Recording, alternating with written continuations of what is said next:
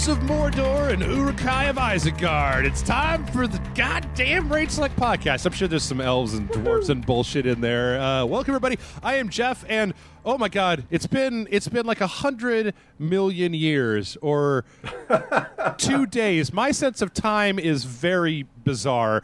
Who is with me today? Can I get the trademark? Can I get it? Say hello, Kevin. Hello. No, give me the big Kevin hello. Hello. There you go. Kevin, you're back. I don't even know I had a trademark. Yes, I'm back. Dun, dun, dun, dun. Yeah, it's funny. Last week, I guess one of my friends was posting some art that she had done that was going to be used for that was one of the potentials for the call-in show that we used to do. And you've been out of the loop for a little while, and I saw you on there going like, yeah, I could totally do a call-in show. And I was like, holy shit, Kevin's podcasting again. Hey, get him the hell on Rachel Select. How are you doing, Kevin? I feel like it's been good. A while. Good. I almost died, for real. What? And, yeah, I don't know. It was weird. Like, I had Was like it ninjas? It was probably ninjas, wasn't it? I said no. I was, my back hurt and my blood pressure was high, and then I was like laying down and my heart was racing for no reason. It wasn't like I just snorted a line of coke or anything. It just was racing. Okay. And so I checked my blood pressure because I got one of those cheap blood pressure checker things, and it said it was 190 over like 80. Is that a lot?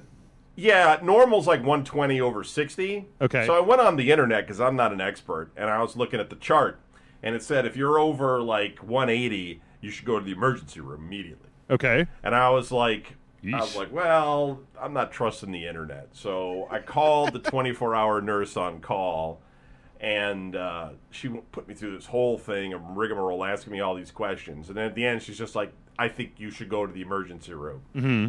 So I go to the emergency room, and, it's like take a number, go take a seat. Yeah. I feel fine, by the way. I don't feel, my heart's not racing at this point. I got some anxiety because this is, I might die. I don't know. I like the idea in your story that you looked up your blood pressure on the internet, and then I just imagine a comment section below that where people are like, you're full of shit, man. 180 is fine. I've been 180 my entire life. It's like, that's racist. And then it just devolves into Obama after a while. But yeah. So you were in the law.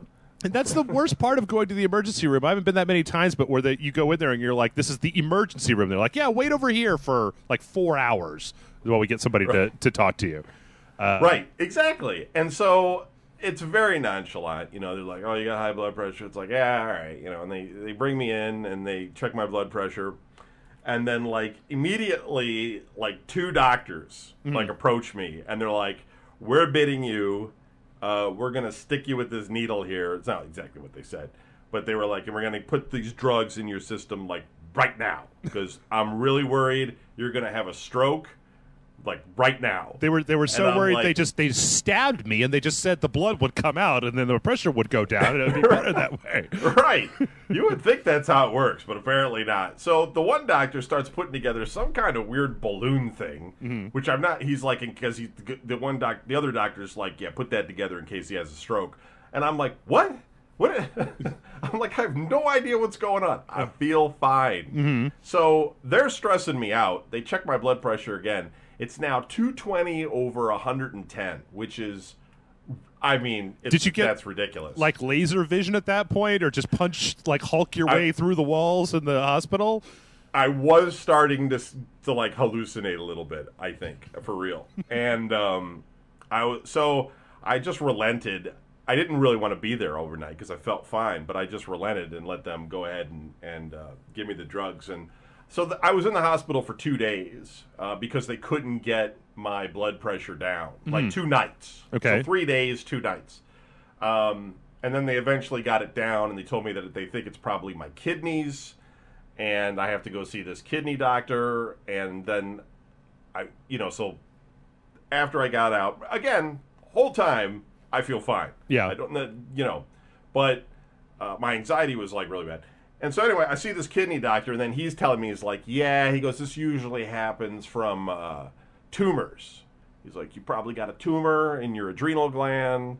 Good so God. I almost passed out from that. Yeah. Because I was just like, great, I got cancer. I'm going to die. And then my blood pressure crashed while I was seeing him. My blood pressure dropped to like it was so low I was getting cramps in my stomach and my arms were shaking.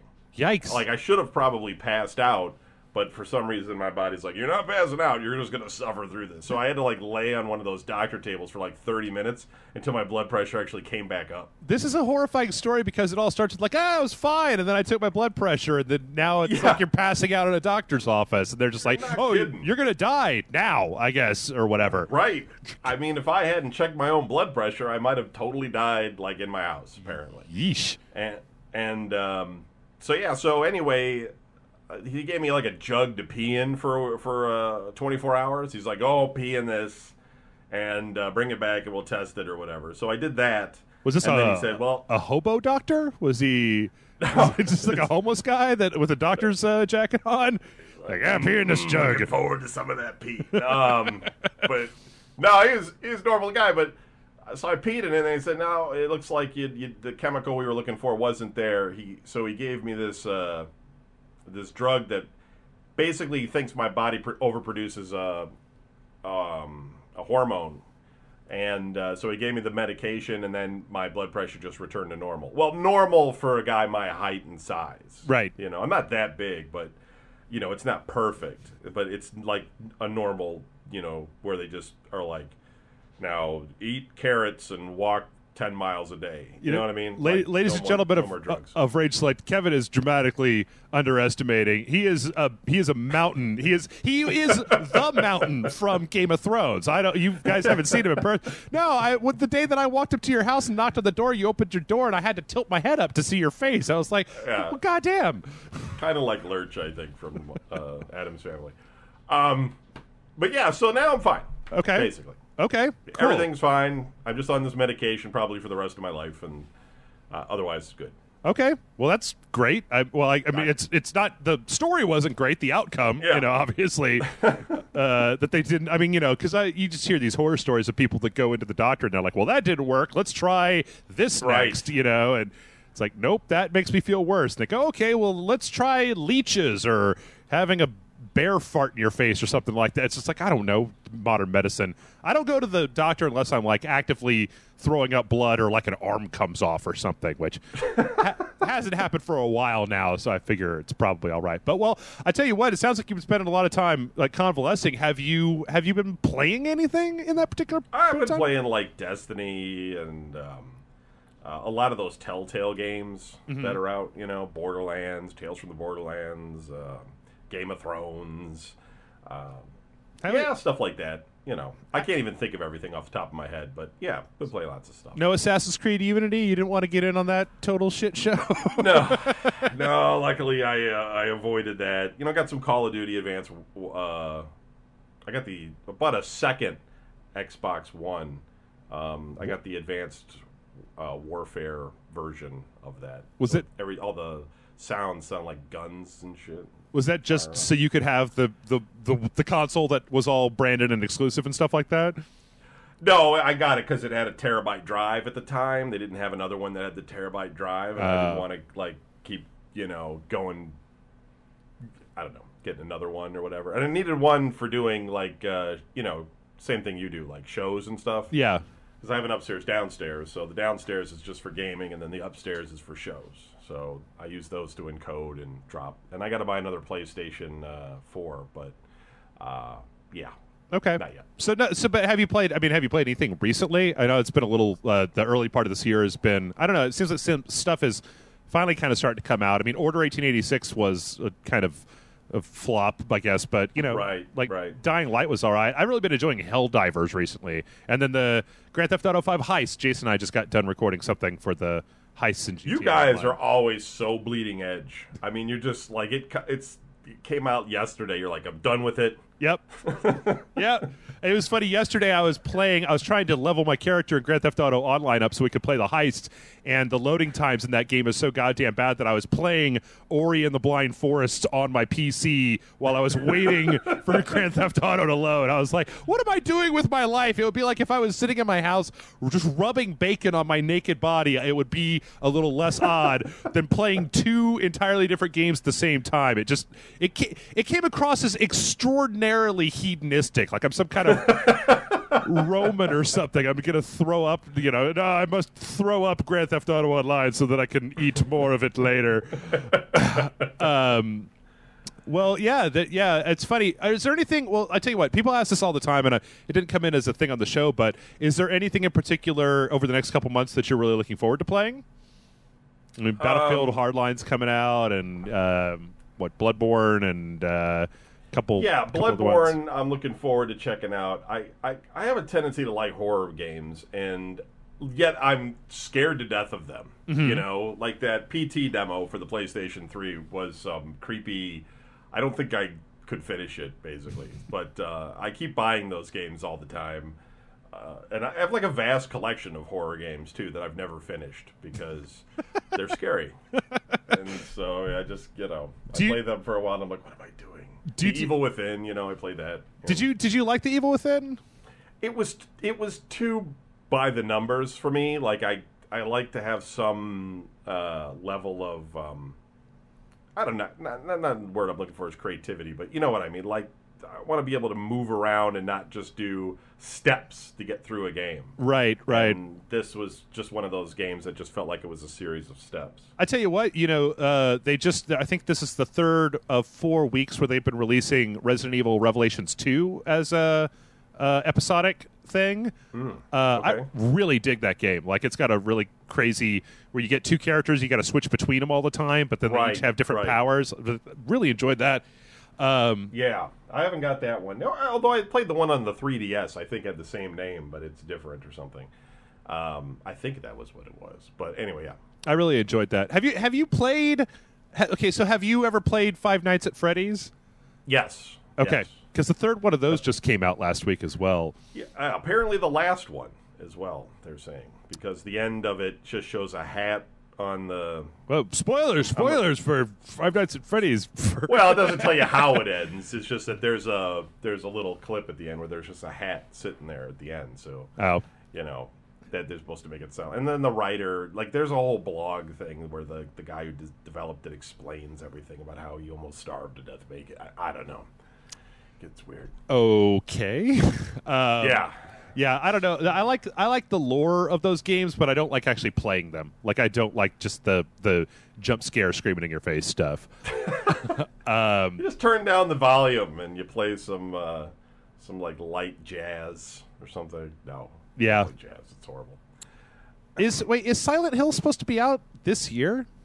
That's a good question. I'm not sure when they were actually saying that was going to drop.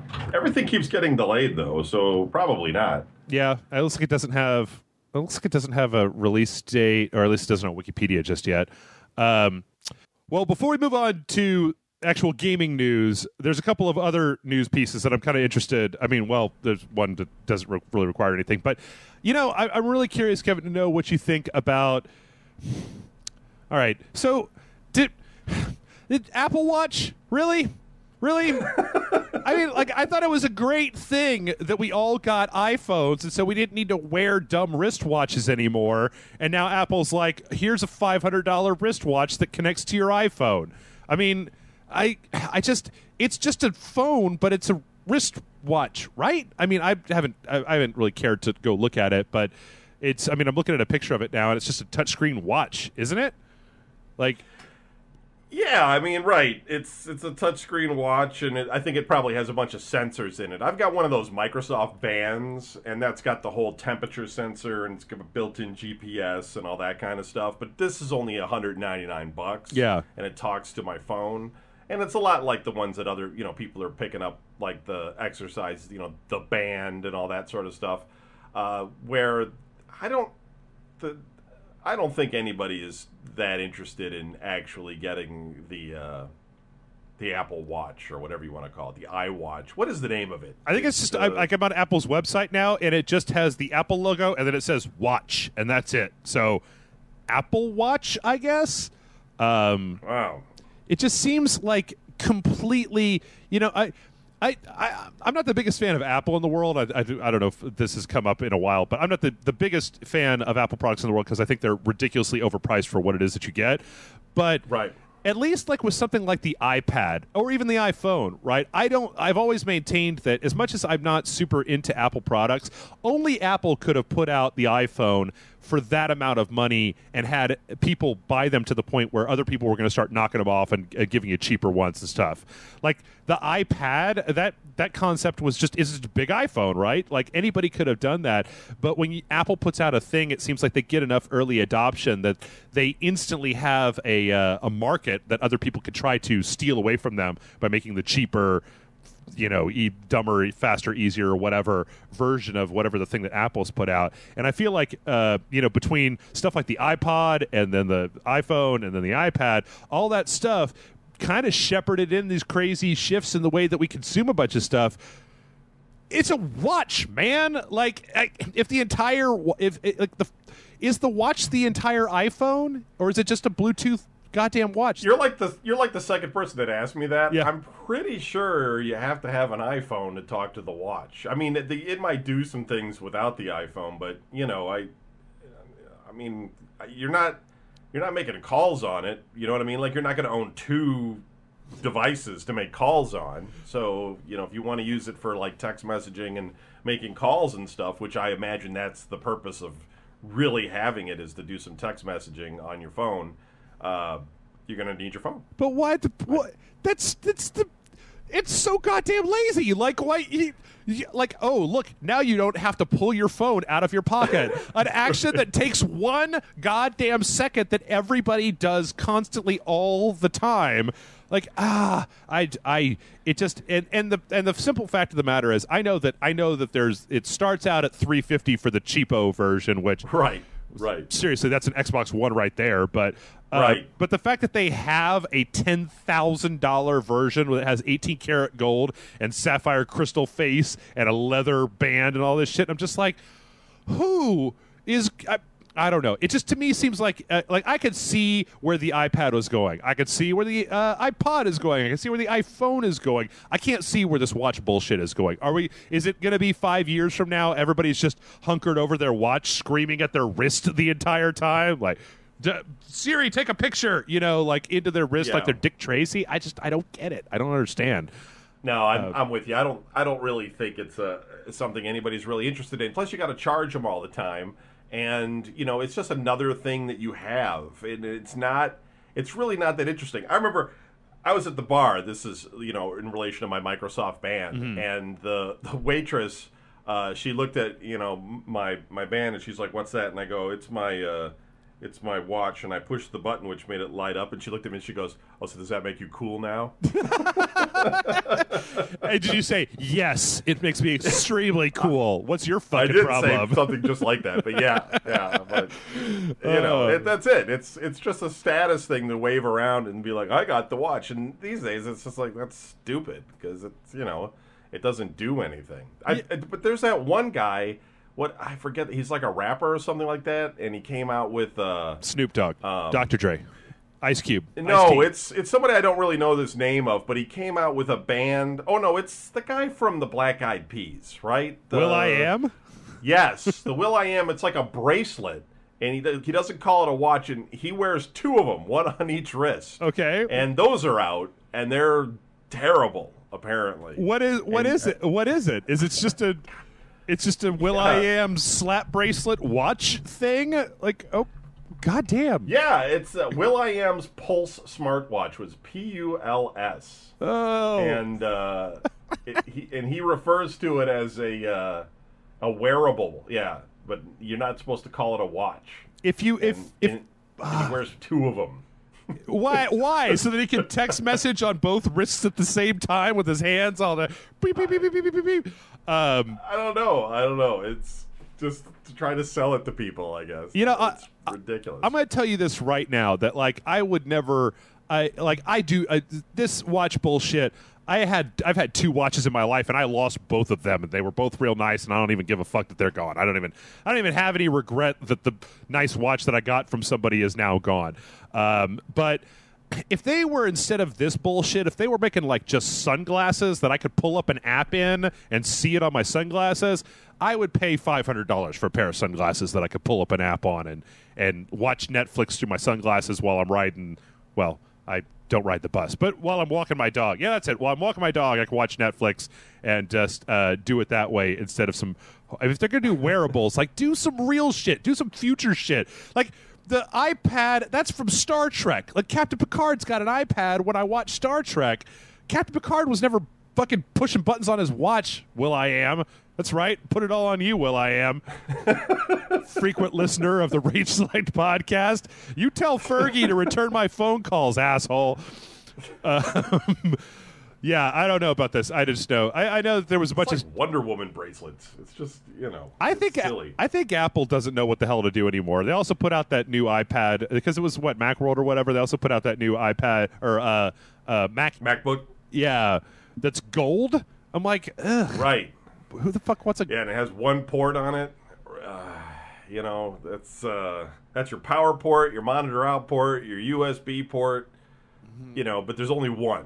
So it's fucking. You gotta connect it to a big dongle with a bunch of wires and things hanging off of it, so you can actually use it for something. It's so goddamn stupid. And I read another thing last week where they're like, yeah, we're finally doing away with the control click because we're creating a new mouse where if you click hard, that's the equivalent of the right click, and if you click soft, it's the equivalent of the left click. I'm like, Apple, I know you want to be cool and shit. Just put 2 buttons on your shit. We all use 2 buttons on our mice. Quit trying. It's been, how long has Apple been like, you don't need 2 buttons, and yet every other mouse in the history of mankind has 2 buttons and now a scroll wheel on it, and yet Apple's just like, no, you don't need that. So yeah, all that happened to stoke the flames of my Apple rage last week. Apparently, there was some announcement for that. Let's see. They did some announcements for Star Wars stuff, which is yes. There's going to be a standalone movie called Rogue One coming out December of next year, and then Episode 8 is going to be coming out in 2017. So we are now living in a world where there's going to be a new Star Wars movie every year for at least the next 3 or 4 years, like. Yeah, or every 2 years anyway, depending on how things go. But look, it's possible that the new Star Wars comes out and it blows. Yeah. Yeah, this could all get scuttled very quickly if Jar Jar Binks is the actual hero of the new Star Wars or something. Hopefully not. The trailer teaser, whatever that was, got me kind of excited, but it could be terrible. Yep. It really could. We live in a world where you have previously been really excited for a Star Wars movie and then seen it and went, okay. You try to like it. You try so hard, and then you're just at the end of the day, you're like, no, it's not good. Yep. It just goes to show that if you don't like a thing, like I spent at least 2 or 3 years being like, no, that Phantom Menace, no, I really liked it. No, it was good. And you're like, really? You liked it? Yeah, I liked the lightsaber fight, and you think I didn't like the kid, but the rest of it was good. And then as time went on, I finally just had to be honest with myself and go, just like, no, fuck it, I fucking hate this. Yes, it did rape my childhood as well, just like everybody else's. But yeah, I guess not much information, I guess, as far as the standalone movie goes, but I don't know. I wonder if it's going to be based on like any part of the Rogue Squadron series. It's called Rogue One. Or not Rogue Squadron series, but wasn't Rogue Squadron a book series as well before they axed all that out of continuity? Where it was like the Adventures of Wedge and the Rogue Squadron from. No, I don't.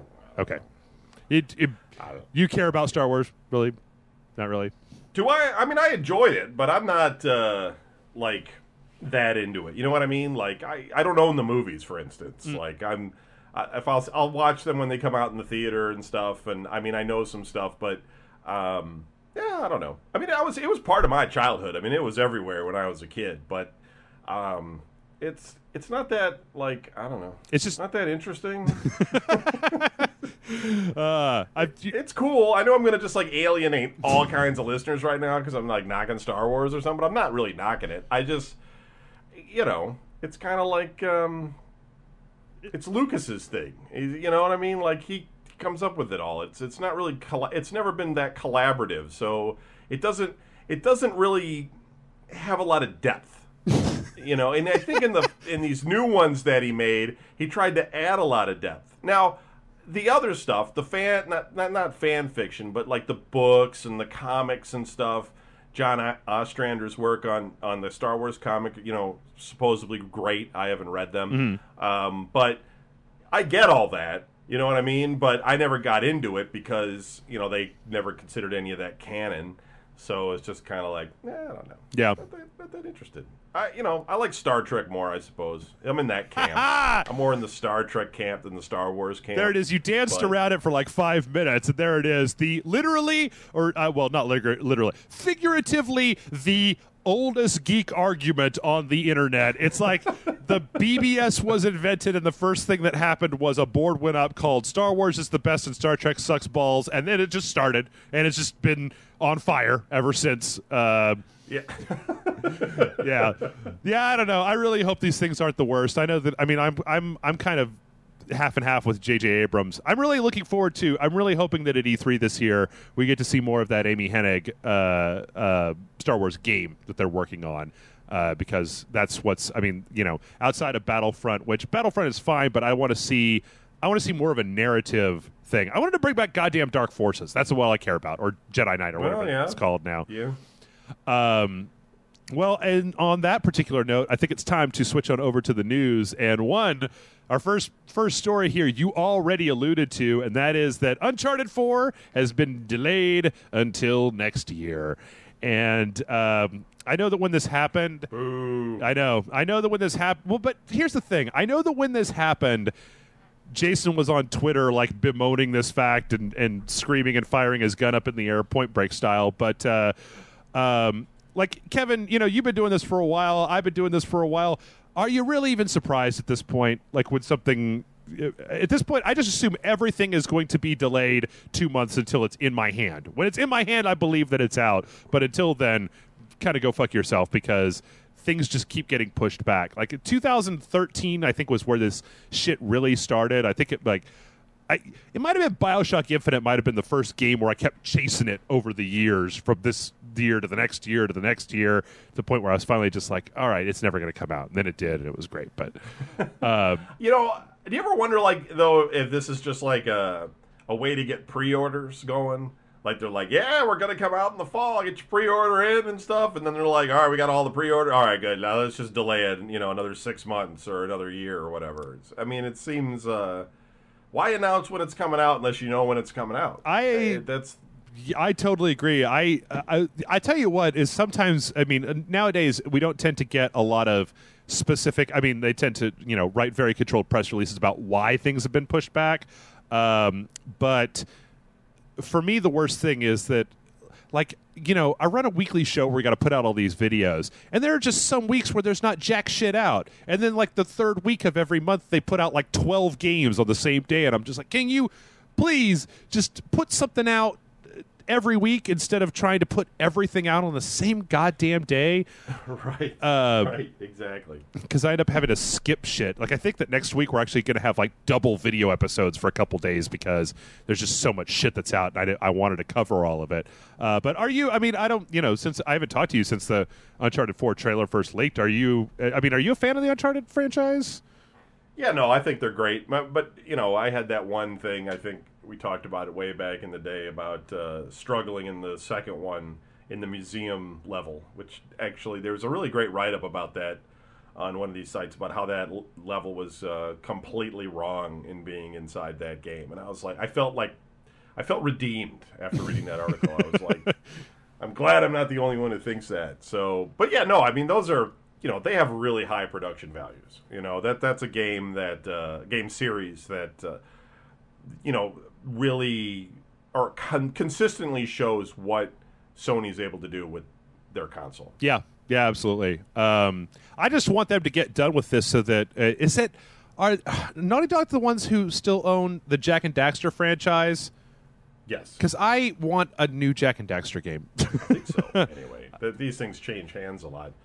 Or is it Ratchet and Clank? No, that's High Moon, I think. No, it looks like okay. So Naughty Dog had it, but it looks like there's been a bunch of other games made by a bunch of different folks over the years. But you know what? Honestly, I've started to get to a point now, Kevin, where at a certain point, I really want developers. After about 3 games, I want developers to move on to something else because I've seen what happens when the same development crew just has to keep churning out. Right. Title after title after title after title, and I want Naughty Dog to be able to do whatever the hell they want to. Like if they want to, I mean, that's I guess The Last of Us, right, was great. That came after the Uncharted franchise, but I think I'd rather have them just kind of like to see them strike out on their own because I kind of felt like with those 3 games, Nathan Drake's story was kind of all wrapped up and good to go. Yeah, and there's something just about the part 4 of any franchise that starts to get a little weird with me, like the fact that people are like, "Are you excited for Mass Effect 4?" And I'm just like.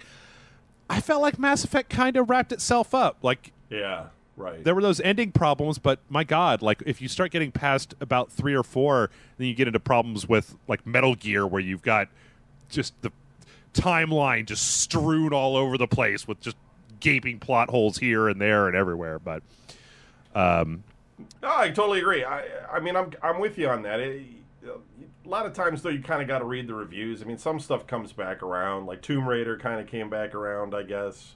Never, really... It never really reached the heights that it originally had on the PlayStation by any means. But, it had some respectable sequels in recent years that people were, praising. So I think it can happen. But, yeah, definitely the teams have changed. You can't... I wouldn't even want to see what would happen if the same people were working on... But then look at Grand Theft Auto. That's the same team, and that they managed to continually push the envelope. So I don't know. Yeah. I guess the thing with Grand Theft Auto is that it seems like, I mean, unlike most developers, it seems like Rockstar is like, well, we'll put out a new Grand Theft Auto game when we're fucking good and ready, and you guys could just goddamn wait for it. Like they don't have any problem having like a 10-year development cycle or whatever for their game because when it comes out, you can actually see where all that time went as opposed to. I keep going back to BioShock Infinite and how they threw away so much content when they were making that game that just never made it into the final product. And you just go, God, what a waste of time. Well, next up, we got a bunch of stuff from GDC. And Kevin, I would talk to you about... I don't think I've talked to you since I got my Oculus, but there was a bunch of different VR. No idea that you had an Oculus. That's just bizarre. Yeah. Okay. Well, I was talking about it for so long that Jason was finally like, "Yeah, fuck it, just buy one." I'm tired of hearing you talk about it. Just go buy one for fuck's sake. But it kind of sucks because in the Oculus V1 days, everything that was coming out that was a demo was for the original Rift, and now Oculus is putting out demos for the Crystal Cove that aren't available to me with the DK2, and now you've got Sony and you've got Valve just announced their thing in the mix. So it's very much become splintered to the point where I can't. There's a bunch of different demos that I hear people talking about. And I'm just like, God damn it, let me download them already. I paid $300 for one of these motherfuckers. Just let me play it already. But actually, there was a couple pieces of news last week that I think were. GDC was going on, and I think we talked about a few things, but not all of them. Apparently, Sony, the Morpheus, had a showing there where they had a bunch of demos. It seems like the hot new thing with all of this, with VR, is that everybody kind of wants their thing to be stand up and walk around in a room style. Right. Which having played a few games like just mouse and keyboard with the Rift on, I actually really like that whole thing because it still immerses you, but you don't have to learn how to do a bunch of dumb stuff with a controller. But apparently Sony had a bunch of different demos that they had there that all went over really well. There's one with a shark tank that I really would like to see. But then they also announced that apparently, Sony did announce at GDC that the Morpheus is going to be available for consumers to purchase the first half of 2016, which means June, which means it'll be like July 31st, right? If they say first half, they're going to wait until it's all the way to the wire before they put it out. But right. And then they also said that at E3 this year, they're actually going to focus quite a bit on that. I assume that they'll probably be a part of the conference that they have this year, that they'll spend some time talking about it. I don't know. Kevin, what are your general thoughts about the whole VR thing? You think it's going to be able to make it this time? So there's a lot of momentum. I think it's too fragmented. I think between Valve, Sony, Microsoft, Oculus, and I don't know if there's any other ones. There might be a Samsung one or something. I don't know. We have a real problem in terms of who's going to develop what for what content. I don't trust Sony. Mm-hmm. Sony has released hardware in the past, a lot of hardware, and they don't really support it, and they don't get other people to support it. Mm-hmm. Valve has basically come out and said, we'd like to put all our games on it, but it'll probably never happen, which tells me that probably no one will develop for it. And Oculus already has people because it was first. But, at the end of the day, this goes back to the same argument that you have with any other hardware add-on item, is that are you going to develop your game for the 10 million people that have the PlayStation 4 or the 1 million people that have the Morpheus project? Right. You're going to develop for the 10 million people, and so... and then you hear a lot of these people getting sick using them, and people not liking it. Geeks like it, nerds like it. I'll love it. Yeah. But regular people, they're not. It's not going to go mainstream. It's the exact opposite of what Nintendo was doing with the Wii, in the sense of making it easy for grandma to wear. Grandma's not strapping that thing to her head. Mm-hmm. It's. I just don't see it happening. But I'd like it to happen because I see the future in it. I see the potential. I don't know. I think Microsoft might have the best solution overall, because they actually have glasses that you can see through out of, right. So your brother can't punch you in the back of the head. And they're, introducing holograms, so that is really going to be intriguing for people. Plus, they're Microsoft. They've got buckets of cash to waste on this thing. Yeah, they also have a pretty bad track record of putting out half-baked hardware, and then absolutely. So the only thing that I think really engenders hope within me is the fact that PlayStation 4, Xbox One, PC platforms are all now running with similar hardware sets, to the point where you probably, what I'm hoping is that what you're going to see is not necessarily developers developing specific things for those platforms, but if there's a common enough language if there's a common enough development techniques for it, that you could see support for that built into a game that was able to be released on all these platforms, because they're all just basically PCs at this point, that adding that functionality to one may be able to get it to run on the rest of them, and that you may be able to get a couple million more people who were into it. Because I know right now that there's plenty of like tiny indie games on Steam that know that if they add any kind of Oculus support into their game, even if it doesn't belong there and it's horribly crowbarred in, they're going to get a bunch more people that bought to buy it, because the people that have the development headsets, they want stuff to run on it, so they're going to be like, yes, anything, please. I don't give a shit how crappy it is. I'll download it. I'll get stuff for it. But yeah, I can totally see what you're saying about.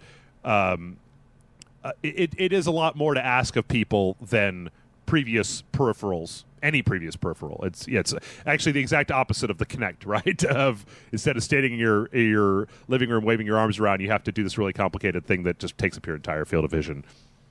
Yeah, I mean, it's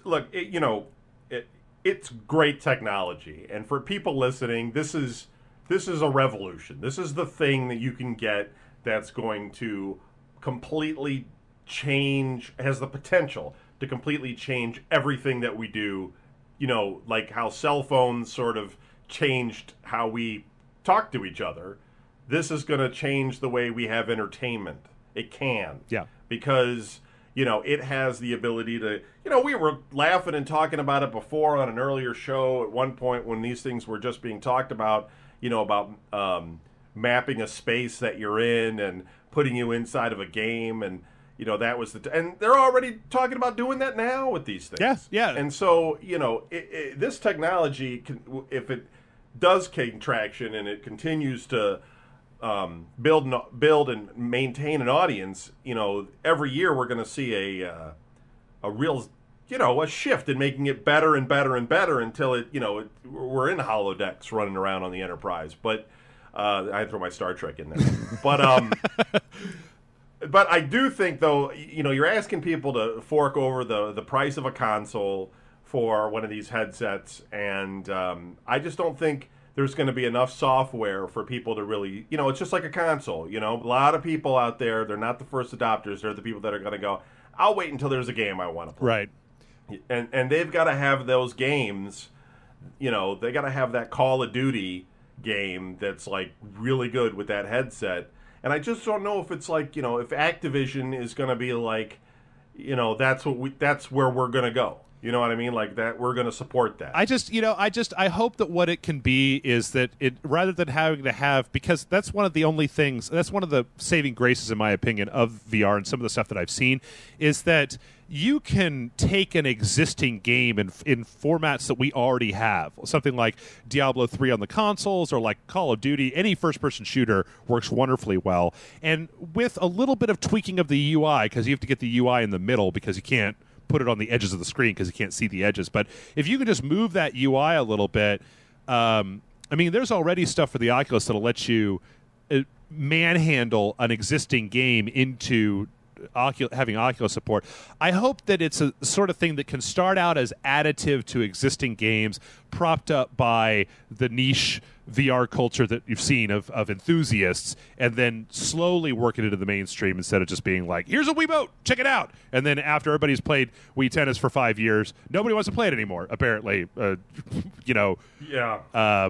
Because I think, and I also hope that as this stuff gets out there into people's hands, that it'll get smaller. That's the biggest problem right now, is that it's so, like, I put my parents into my Oculus V2, and I had to like sit them down and show them how to put it on and all that stuff. And Grant can't be in there for more than about 5 minutes before he just wants to throw up. And right. But I think there's definitely something there. I really think that it may be more application based than gaming based in a lot of ways, because if you're a guy that's at the office and you're sitting in a cubicle, it would be great to throw a headset on and suddenly be in like a tropical location while you're doing your work, and rather than having one monitor, you could have 10 monitors, because you could just look around a virtual space and have all of these different screens if you needed that. Sure. Like those guys on Wall Street that have 6 screens in front of their face, or swordfish, just like swordfish. Yeah. Sorry. But exactly. I think that, there's a lot of potential for business as well as just other kinds of recreational activity. Nintendo sold that balance board, and as a gaming peripheral, not that useful. Right. But as a exercise peripheral, they sold about $1 billion of those things or something. So you could say the same thing. I don't think you're going to be jumping up and down with that big headset on your head, but they may come up with enough stuff that if you're doing like rowing, you're actually on the sea, and if you're if you're running, you're actually running through the trees or the woods and things. And I really think that technology, it'll also bring people really close together. Like, if you wanted to play a game with me, I might actually see you in my game. You know what I mean? Like, you're going to be not just, in all cases, some monster. Right. You might be Jeff and I might be Kevin, and we might go to E3 that way one day. Yeah. We might actually, go into a virtual E3, and you'll see the people and you'll see the long lines and stuff, and at the same time you don't actually have to travel to Los Angeles in order to do that. I think all that technology is going to be amazing. But again, I think right now it's going to be too fragmented. We're going to have to wait and see a winner. Yeah. You know what I mean? And that's really going to be there could be 2, but 4 is too many. A couple of them are going to be the ones that people want. Yeah, I have a feeling that, I think the Sony one is pretty cool looking, but I have a feeling that Sony's not going to be willing to go the distance of continuing to push that shit. This is my prediction is as such. Facebook bought Oculus. I think they're going to shove that shit out regardless of what happens. And Steam and Valve have so much money and they're so bullheaded, they'll put their thing out. If they're going to put out those Steam boxes, they'll shove something out. I'm pretty sure Morpheus is going to come out, be poorly supported, and then die. And I'm pretty sure that the HoloLens isn't going to work the way that Microsoft says that it is, and they won't support it, and that it'll die, and you'll be left with, Oculus and Valve as being kind of two of the really super geeky darling companies anyway that people put their money in there. And the other thing is that I keep saying this, it's got to be affordable. It's got to be affordable enough that you can save up for a month and then go buy one, as opposed to I'm really worried about the Steam one, that it's going to be like $900 or something, because that was the whole problem before, was you needed to be like in the $300 range or to get people to actually go buy them. But we can't keep talking about VR forever, because I will. Yeah. I will.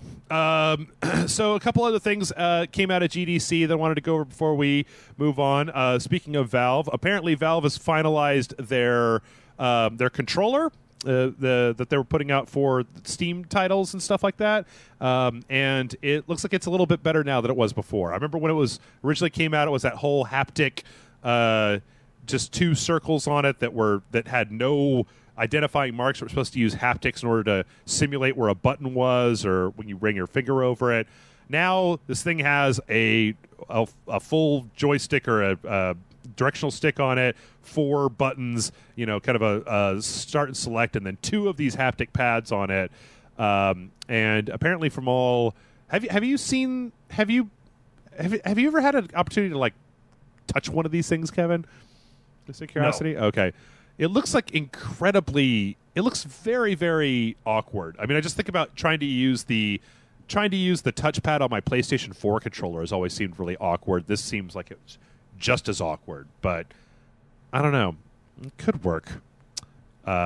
Using it as a replacement for a mouse and a keyboard seems a little bizarre. I don't know. Yeah.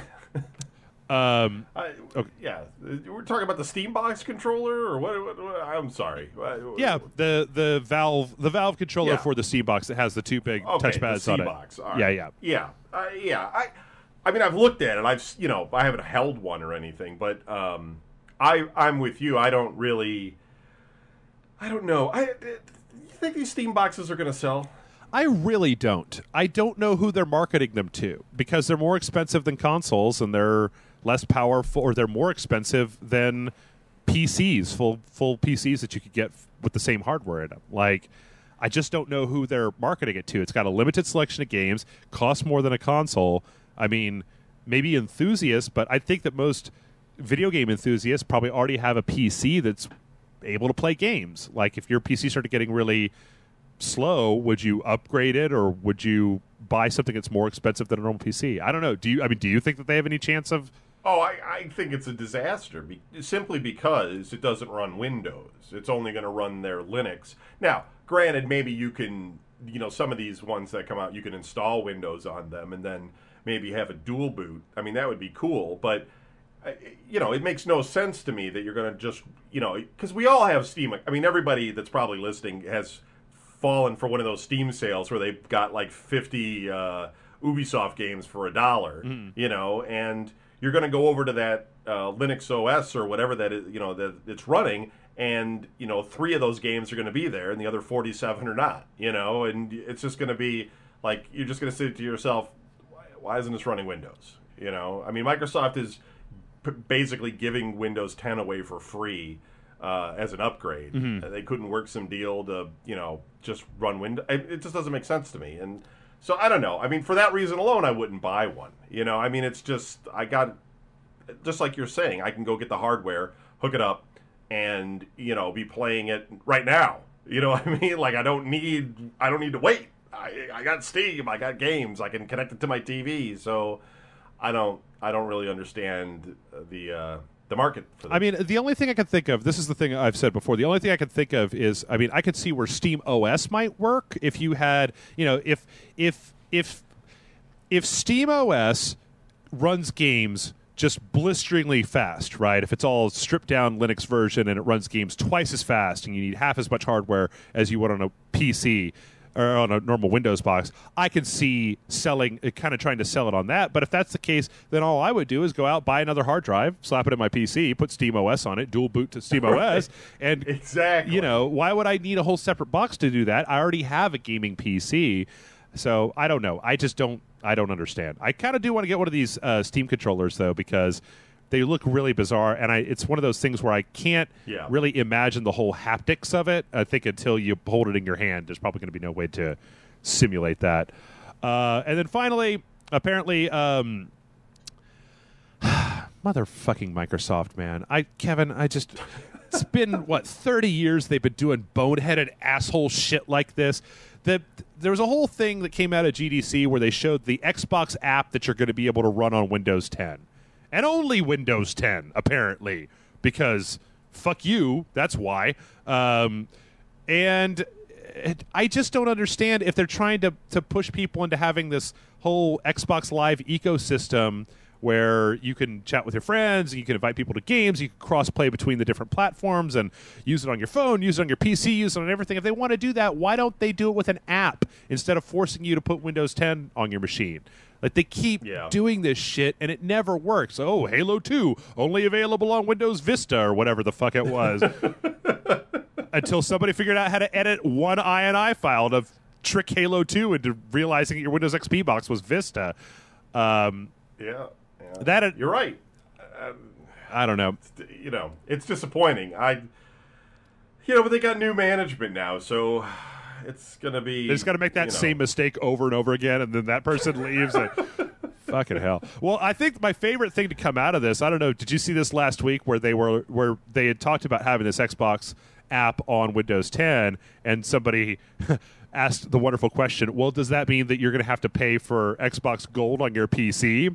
And they were like, no. And then immediately all of the console people were like, well, then what the fuck am I paying for, Microsoft? Right? Like, you're going to do game matching and all this save game updating and shit on Windows 10 for free. What am I paying you $50 a year for? Wisely coming to the conclusion that you're not paying for anything, that you're paying because they can charge you and you will pay them for it. There was never a reason to pay them for that shit. Right. Yep. I totally agree with that. These days you get the free games for both systems. I mean, there's like subscription clubs now to just get the free games from Sony and Microsoft. I mean, Nintendo hasn't jumped in on that game. Yeah. They got a huge library of old games they could just pass out. God knows the Wii U could use some a breath of life into the system. They're bad at that, though. I don't think Nintendo really understands like this whole... I don't think Nintendo really understands like creating an ecosystem and a friends list, and because they clung to that friend code bullshit for so long. Like, oh my god, no! I never used the friend code. I never ever used it. I'm not even sure really how to use it. I know there's a code you put in and you generate a code, but I don't know. Yep. Never done it. Me neither. But I think that I like the way that Xbox. I mean, I think that Xbox hasn't gotten on board. Yeah, I think my favorite part about the PlayStation Plus subscription is the fact that it discounts other games. And so, like when I bought Helldivers last week, it was like $2 off or something. And I'm not sure. Right. If you stop having a PlayStation Plus subscription, then they like delete all your games and all your save games, and then come to your house and kick your dog and smash your PlayStation or what happens. But I don't know. It seems all right. Well, that's all the GDC news that we have, and the next thing up is kind of what can possibly be considered a spoiler for Arkham Knight. So if you don't want to hear about things about Arkham Knight, put your fingers in your ears and go blah, blah, la, la, la, la, la, la, or skip forward a couple minutes. Kevin, did you see that Arkham Knight has been rated M for mature? Yes, I did see that, and I also read a description from the ESRB about why it's rated M for mature. Yeah, it's fun. Okay, you know what? I was going to read this all out, but I'm not going to. I'll leave it up to people to read it for themselves. But it seems. I mean, I read all this stuff, and I'm like, but wait, wasn't all that in the last one? My favorite part is at the bottom where it says, neon signs in red light district read live nude girls and XXX. And I'm like, that will get you an M on a video game if there are live nude girls in a game? It looks like there's some language. It looks like there's some crime scenes. It looks like there's one thing here about. Actually, there's one part of this whole description that stands out. But you know what? I am gonna go into it. What's this? Where is it here? During the course of the game, players can shoot unarmed characters and a hostage.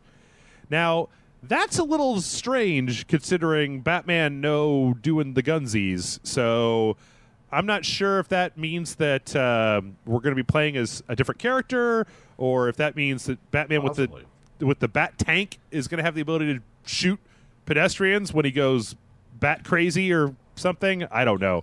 Or the ESRB possibly played Manhunt 3 and thought it was Batman Arkham City 3 or whatever. Whoa. Does that mean there's a Manhunt 3? Stop and back up, because what's more important, is there a Manhunt 3? What the hell? Well, that happens to be rated E for everyone. Okay. For some reason. And there's been some action on pulling it from stores due to kids being scarred for life. Okay.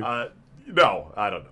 That would be ridiculous if there was. Actually, I just did a search for Manhunt 3 on the internet, and it looks like there is a leak about Manhunt 3. Okay, never mind. All right, I think this is just bullshit.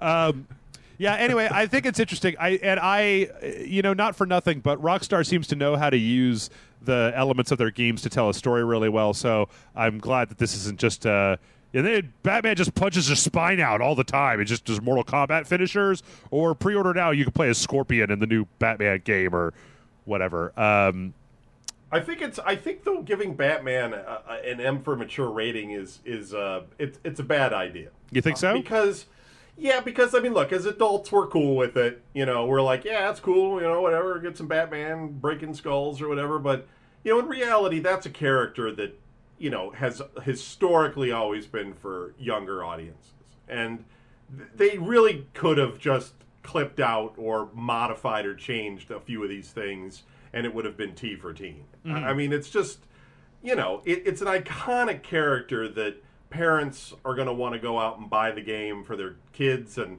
not have to worry about, some of these themes, like a guy's head getting crushed by a tank or whatever. And I just think, if you're going to do that sort of, there's a million games you can do it with. If you're going to do with Batman, I'm not saying it's got to be G-rated. He's got to be like running through flowers or anything, but right. It doesn't need to be over the edge either. They easily could have just toned it down a little bit rather than trying to make it more edgy, because they could have made the movies that way. You could have had Batman flying around like ripping people's throats out, and taking a dump on Catwoman. Was that which movie was that? I haven't been watching those Nolan movies. But the previous two were T for teen, right? I mean, that was enough to get by. So yeah, I don't know. It's interesting. I wonder. I really wonder what that is. I wonder if that does mean that there's going to be something to play that is not Batman. And I kind of wish that this had been a more packed news week so that I didn't actually read the entire description of that, because it is kind of spoilery. The hot coffee mod. That's Batman. Right. Yep. Just doing everybody. Robin in his tidy whities. Okay, moving on. So apparently there was a short video out there. I don't know if you saw this, of Cliff Bleszinski's new game. No, I did not see anything about this. Project Blue Streak is a pre-alpha teaser out of the game in Unreal 4, and it looks a lot like the Shadow Warrior remake, I guess. It's just kind of like a weird Asian, and then there's Asian influence, and then there's a bunch of guns, and there's a bunch of like jade dragons and stuff, and it's all on Unreal Engine 4, and it looks great. Tells us absolutely nothing about the game. Come on, Cliff Bleszinski. How many chainsaws are there? Who has the chainsaw? Etc. etc. I'm still waiting for the first big AAA Unreal Engine 4 game to come out. There have been a few. I know there are a couple on Steam, but and they had that announcement last week. I think there was actually a separate announcement this week that Epic picked the first 4 or 5 people that get those Unreal grants that they're giving out at this point. Yeah, there it is. Did you see this last week? We had a story where Epic basically said, first of all, that you can use the Unreal Engine 4 for free up to the first $3,000 that you make off your game, and then it's 5% a quarter after that. I didn't know it was tiered like that. I did see that it was free for everyone or whatever, but I didn't realize that it was free unless you make money. Yes. In which case, then they want their piece of the action. But I guess that's a good idea. And then it looks like they handed it out. They also had a separate story that I think we covered the week before where they were handing out basically grants to people who were going to develop games on Unreal to help them development. So it looks like they gave did you ever see I remember seeing this. It was this guy that made like a series of like very neo-modern looking buildings with the Unreal 4 engine to show kind of what it could do. Yes, I did see that. It was pretty crazy. Yeah, they gave him $18,000. They gave, let's see, $18,000 for a car. Yeah, for this Neuron, a new Resistance VR demo based on a VR demo, because UE4 also has a bunch of VR tech in it. And then this guy Mike Blackney was given $15,000 for an 80s inspired horror game called Dead Static Drive. So I don't know. I think that's really cool that that between Unity and Unreal, I said this last week, but between Unity and Unreal and a few of the other things, it seems like getting your foot in the door for game development just keeps getting easier and easier and easier as time goes on. Let's see. Anyway, I got two more stories here, and then we're going to take a quick break. This next one, I like to file under, every single piece of news that comes out about Star Citizen, Kevin, is completely goddamn ridiculous. And there's this new one where they were talking to a guy who said that the client for Star Citizen might be between 30 and 40 gigabytes in size, but the number of assets could come up to 100 gigabyte worth of installed data on your system. I think. Yeah, I read about that. That's insane. I don't even understand that. Yeah, that's absolutely ridiculous. Like, I'm fully, I'm actually, if you had said the game was 30 gigs and you had to download a full 30 gig game, I've run into stuff like that before. I think it's a pain in the ass, and it's never worth it whenever they have one of these games that's gigantic with like unpacked textures or whatever it is. But I can still understand that. But 100, that's fucking ridiculous. I'm every time Star Citizen comes up, I keep saying it better be the best game of all time. I mean, the amount of money that they've made and the amount of time and all this shit that they're putting together, it better be the best game that's ever come out. And I don't think there's any way that it could be the single greatest game to ever exist in the history of mankind. No. I mean, what is going to take up all that content? I mean, I don't understand. They've got to model each individual bush on every one of their 6 million planets, right? I mean, come on, Kevin. Seriously. I mean, it's going to be like one of those, what was it, Metal Gear or whatever, where they had the uncompressed sound files that took up 50 gig or something, so they had to, include those. I mean, maybe it's something weird like that, like, they don't want to use compression because it disrupts the purity of the game or something. It was Titanfall, right? It was Titanfall had a 48 gigabyte install because they had the uncompressed audio files that you could. Yeah. That was also, and for fucking Titanfall, it takes that long to install, and then it's Titanfall. And I don't even think Titanfall's a bad game. It doesn't need to have uncompressed audio.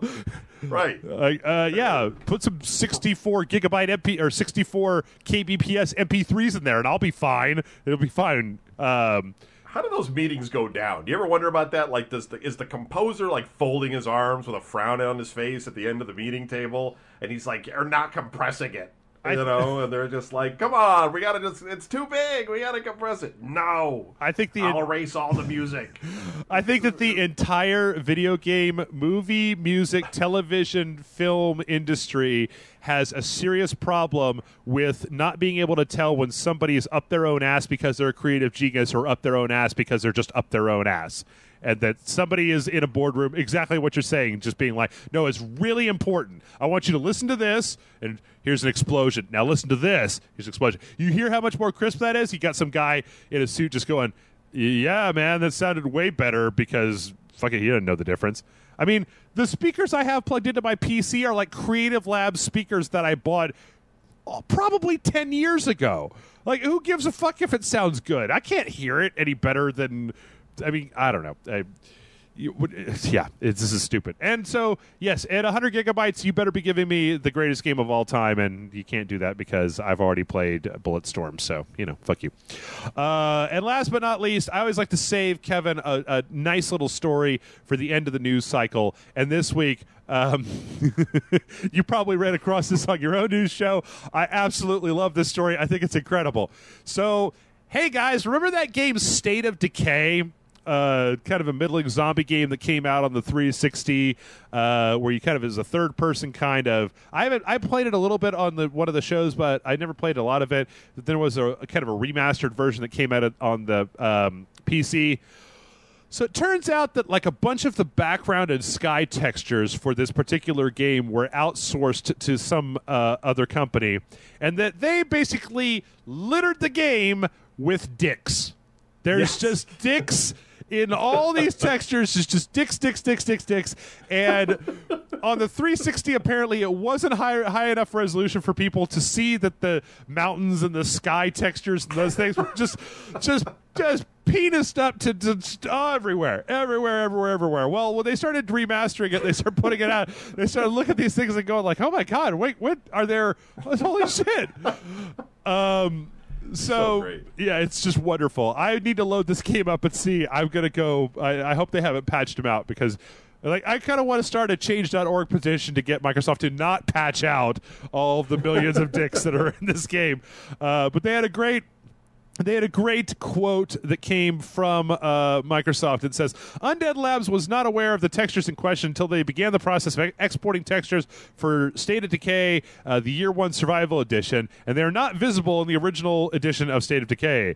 Undead Labs is no longer working with the contractor in question, and this material will not be present in State of Decay Year 1 Survival Edition. So, the moral of the story, folks, is there's still plenty of time for you to get out there as a freelance outsourced person and get just all of those vistas in the back of Uncharted 4, just fill them up with tits and boobs and vaginas and just, taints to the sky, and the sun is just a giant butthole, and nobody's going to know the difference until the 4K TVs become a thing. Then you'll be like, wait a minute, it's just anuses. It's all over this. Oh, shit.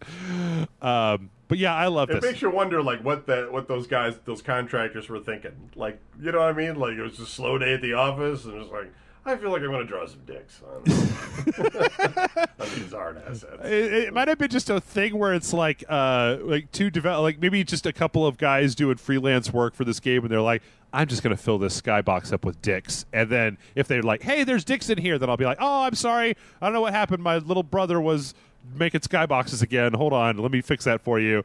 And then they give it over to Microsoft, or they give them over to Undead Labs, and they're like, dude, they never called us back. They fucking put the game out. All the dicks are still in there. I still have yet to find a picture of these. I'm kind of curious to know if it's just like truck stop bathroom graffiti dicks, or if it's like a full 4K selfie of these guys' genitals just directly in the game. But what a note to go out on. With that, we're going to take a break. When we come back, we've got tons of questions to answer, so stick around, and we will be back momentarily.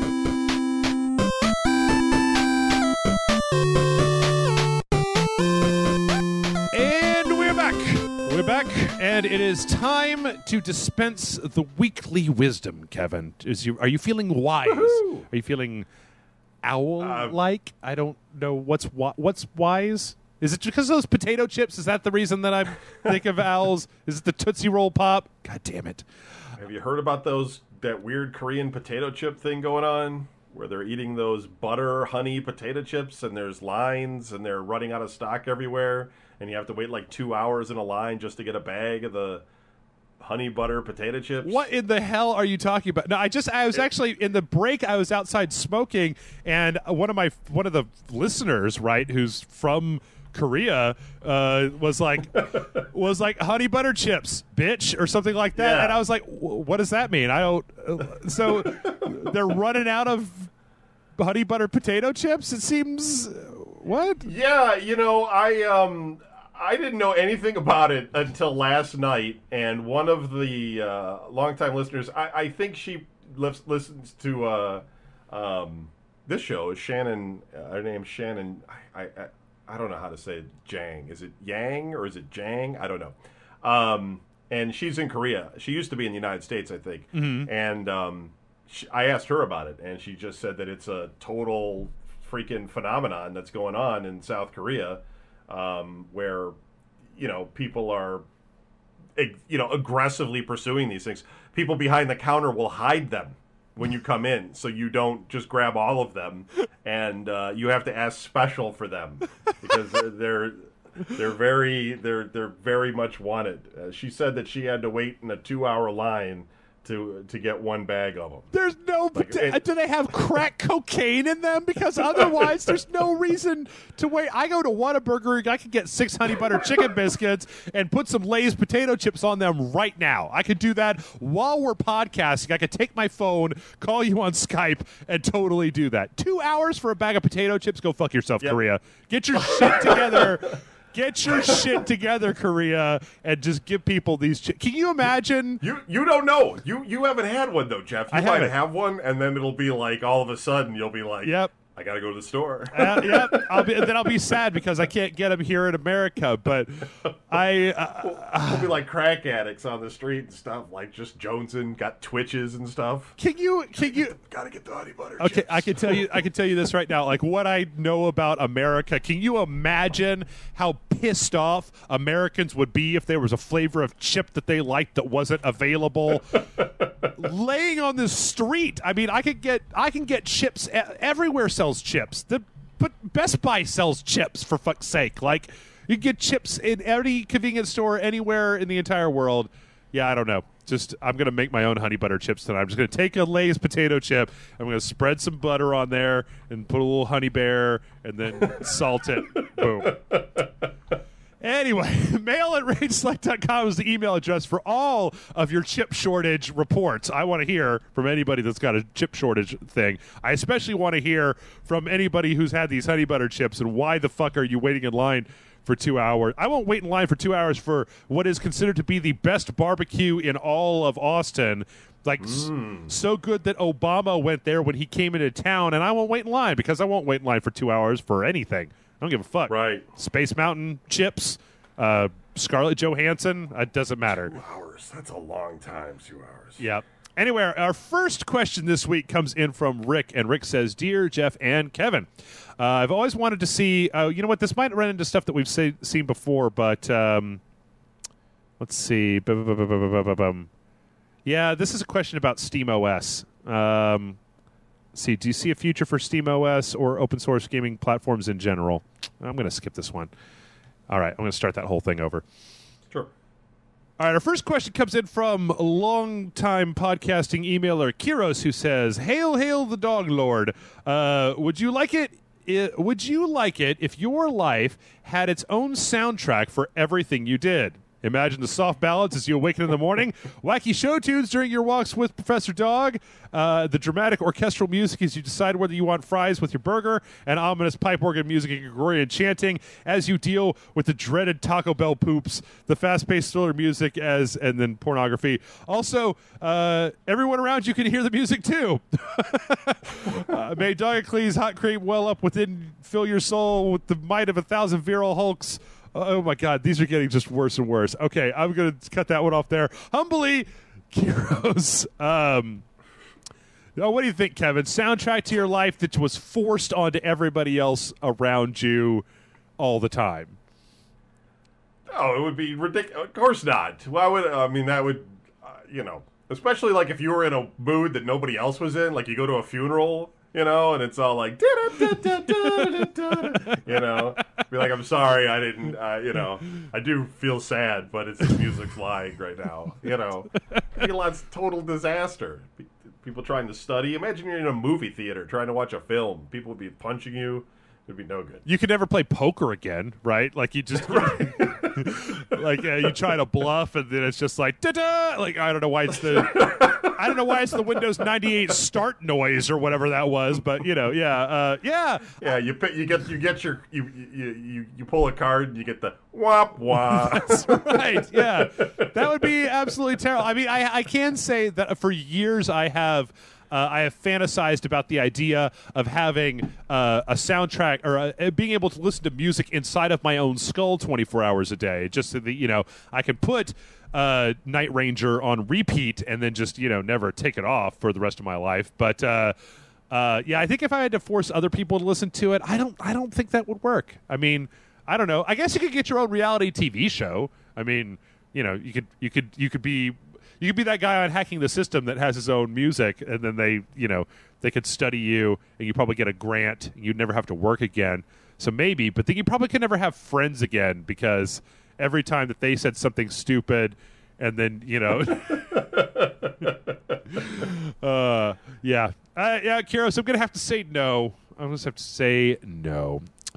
Our next question here comes in from VJ, again, who says, hello, Priest of the Dong. VJ here from Mauritius, which we looked that up. I had a couple people. Do you know, Kevin, here's somebody tried to give me static because this person has emailed us once before, and they're from Mauritius. Do you know where that is?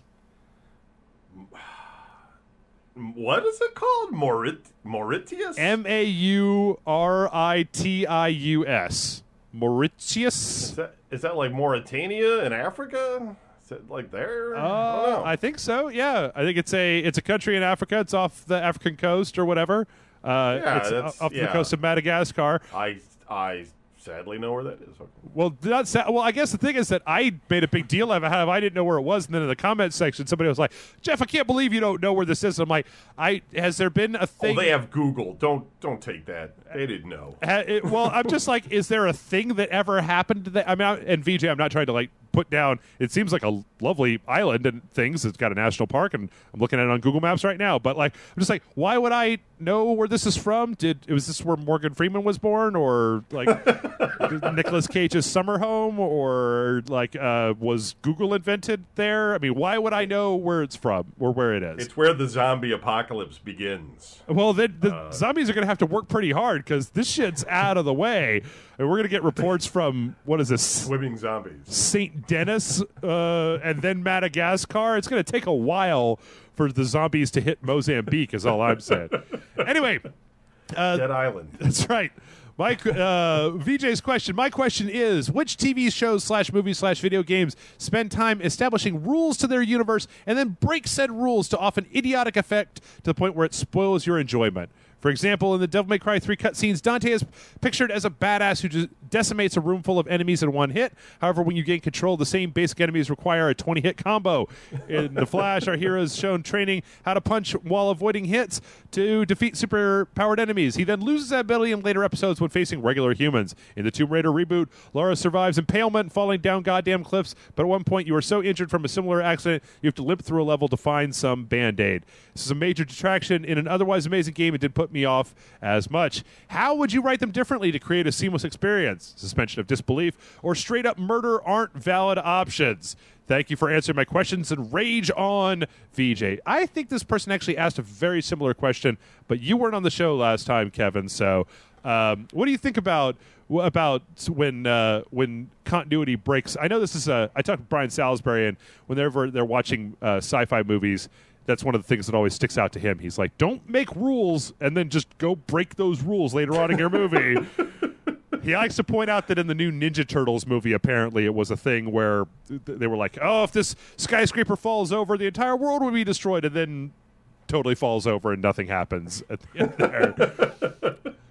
I always think, like, in video games in general, like, when you're fighting a boss monster of some sort, and you're just, like, it's like some guy that you've hit with, like, rocket launchers and, like, machine guns and bullets and everything, and eventually his health thing runs down to the end. And then it always, like, hops to, like, a cutscene where the guy is just, like, laying there with a little bit of blood by his mouth or something, and he's all like, yeah, I didn't know that you were that strong or something, and the guy, pops him one or whatever happens at the end. I was like, this is ridiculous. You just like unloaded like an arsenal on that guy. Like, I wish the boss monster like guy it would be like more realistic in a funny way. Like some guy's got armor and he's just like ha ha ha, and he runs and you have a rocket launcher and you hit him once and he just explodes. You know, and that would be like the end of it. It's one of my favorite things in any game that has realistic gun, or not favorite, but I always found it ridiculous in games that have realistic gunplay where it's like, say it's like you and an AI controlled partner are going through and you're shooting machine guns at people and blah blah blah blah, and you're both just getting shot right all the time, and you go behind a cover and you regain your health and you go back and you do it, and then a cutscene happens and somebody sneaks up behind you and shoots your partner once. Right. And then he's like, oh no, they got me, Johnny. And you're like, you got shot 1,000,000 times. 1,000,000 times in the previous cutscene or the previous gameplay scene. I think Halo Reach did that, and it was like you get these Spartans and they're shooting everybody, and then they'll have a cutscene and guy gets shot one time, and it's like, God, avenge me. So true, yeah. But you know, I mean, you know, I'm with it. I keep playing them, of course, because I just come to expect it from video games. In movies, it's worse because, you know, you're definitely trying to be in the zone with the film, and when things like that step out of it, it disrupts your concentration. Really, it's funny. You start getting that bitter look on your face. I don't know if this is the same thing, but I've been listening a lot to the Cracked podcast, and they've pointed this out a couple times, and I didn't really realize it until they pointed it out. And this is just a tangent. We'll come back to answer your question in a minute, VJ. But you remember? You saw the third Nolan Batman movie, right? Dark Knight Rises. Yes. Okay. Yeah. There was a thing, and it didn't occur to me until way later. And now everybody's already knows this apparently. But for those who don't, your mind's going to be blown. So Bane robs the stock exchange. It's like 4:00 in the afternoon, right? And like he jumps on a motorcycle and he's speeding away on the motorcycle, and they're in this tunnel. And they go into this tunnel. It's dark in the tunnel. Batman comes in, he pops his thing, and all the lights go off. Then they come out the other side of the tunnel, and it's like 8 p.m. It's like the middle of the night when they come out the other side of this tunnel. Like it's in the middle of the afternoon when they go in, and like 5 minutes later when they come out the other side, it is just dead ass nighttime outside because. I don't know. I mean, maybe it's just the fact that Batman looks like if you were to shine the light of daylight on any Batman outfit, it would look so stupid that you're like, right. It has to be nighttime. It has to be dark outside. But I didn't even catch that when I was watching that movie. I think there's a lot of times that you can get away with doing stuff like that. It doesn't come off as too terrible because of the suspension of disbelief. But I don't know. Making rules and then breaking them. I don't really care as much about the stuff that we're talking about when it comes to getting shot a bunch of times as much as I do, you know, if don't let Colonel Axeface get the MacGuffin or else he'll start the blood reactor and the world will be engulfed in fire. And then he starts the reactor and it's like, we only have 25 minutes until the reactor goes. Like, oh, come on, man. Say don't let him grab it or else the blood reactor will take 25 minutes and we'll have to make this big boss fight. Some movies like Nolan's Inception there was so many rules. I think like the first half of the movie was just explaining what the hell's going on, you know, and you sit there and you're just like, okay, I think I understand what's going on in this movie. You know, you have to watch it a few times to really grasp all of the layers of it. There's a lot of time travel movies like that too, where you know, there's just so much going on, and you get to a certain point, and you're like, "Wait, what?" Oh, you know. Yeah, I mean, the only time travel movie that really makes a lot of sense is Primer, and right. And I couldn't follow Primer. I was just like, no, I don't understand. I'm sorry, I'm too stupid for this movie. It just you lost me. Right. I think you got to get out like some charts or something and draw like a flow chart to know what's going on with that movie. I think my answer. Keep pausing it. Oh no, I've seen charts online that are ridiculously complicated to try to explain to you what was going on in there. But to answer VJ's question, I'm going to say, how would you fix this problem? I would advise you to get drunk until you don't care anymore, because there you go. Life is going to be a lot more fun for you if whenever a movie does something stupid like that, you don't start immediately pulling your hair out and going, but you didn't, Axeman, or whatever that guy's name I made up. Because inevitably, if you've ever written anything, you'll find yourself in a place where you're like, well, it needs to be dark outside because he's Batman. Like, well, start the scene dark outside. Well, then I can't tell what's going on. It's like, all right, well, who gives a fuck? Or in Inception, I've seen a couple people say this, where like in the first level of Inception at the end when the van is rolling down the hill, shouldn't that be the kick that wakes all of them back up into that level of the thing? Anyway, fucking Inception. Yeah. I like that movie though quite a bit. Yeah, I like it too. All right, this next one comes in from Burt Cocaine, who says, "Hey dudes, Burt Cocaine here. The sexy pirate bear king has a long-winded..." You call yourself a sexy pirate bear king? Is that like grizzly or leather daddy bear? Anyway, the sexy pirate bear king has a long-winded question about gaming ecosystems. Initially, when the new generation began, I was one of the first to buy a Wii U. When the Xbox One and the PS4 were released, I did not see a difference in the consoles outside of the names and exclusives. This was, of course, until the reveal of the PS Vita TV. With this, you can play a select amount of Vita games, stream audio and video content from your PS3, as well as conduct remote play from the PS4 in real time, or with a 1 second lag if you want to be a dick about it, which I do personally, but the same can be done with the original Vita remotely over a good enough Wi-Fi connection. With that said, this led me to purchase the PS4 over the Xbox One, even with the attractive controller and lower price point. Now to my question, does any of this play into your purchase of consoles at the end of the day, or is it just exclusives and branding? Sorry for the long question, but I just needed to know. Keep on raging on, Burt Cocaine. P.S. Why is the rum gone? And probably because you drank it. So when you, I mean, I guess, I think we might be the wrong people to ask this question, Kevin. But I mean, you know, does if you were only going to buy one console, would things like that? I mean, I guess that stuff gets released in such a tiered way that it's like when the PS4 was originally announced, they didn't announce that Vita TV thing. Well, I guess they did before it came out. Did they? Was that on the? In Japan, they did. Oh, okay. They just weren't committing on the U.S. Have you used that very much?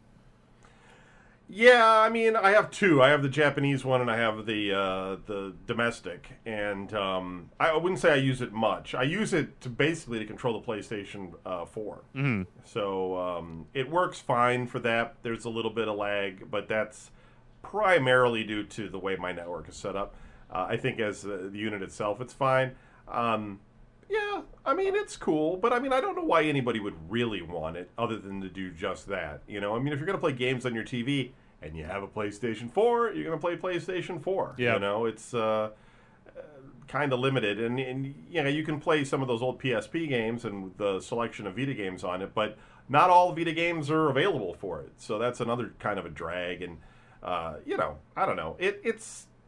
It's only $69 or something at this point, so it's not a bad purchase for, you know, somebody that wants a little something extra on a TV they got somewhere, you know, grandma's house or something. You know, they could throw it in their pocket and take it with them and play some games. But for the average person, I don't think it's, you know, anything that they'd want. I don't think that. Yeah, and I don't think that stuff like that really goes into my overall. I mean, purchase decision. That criteria changes over time for me because I remember that.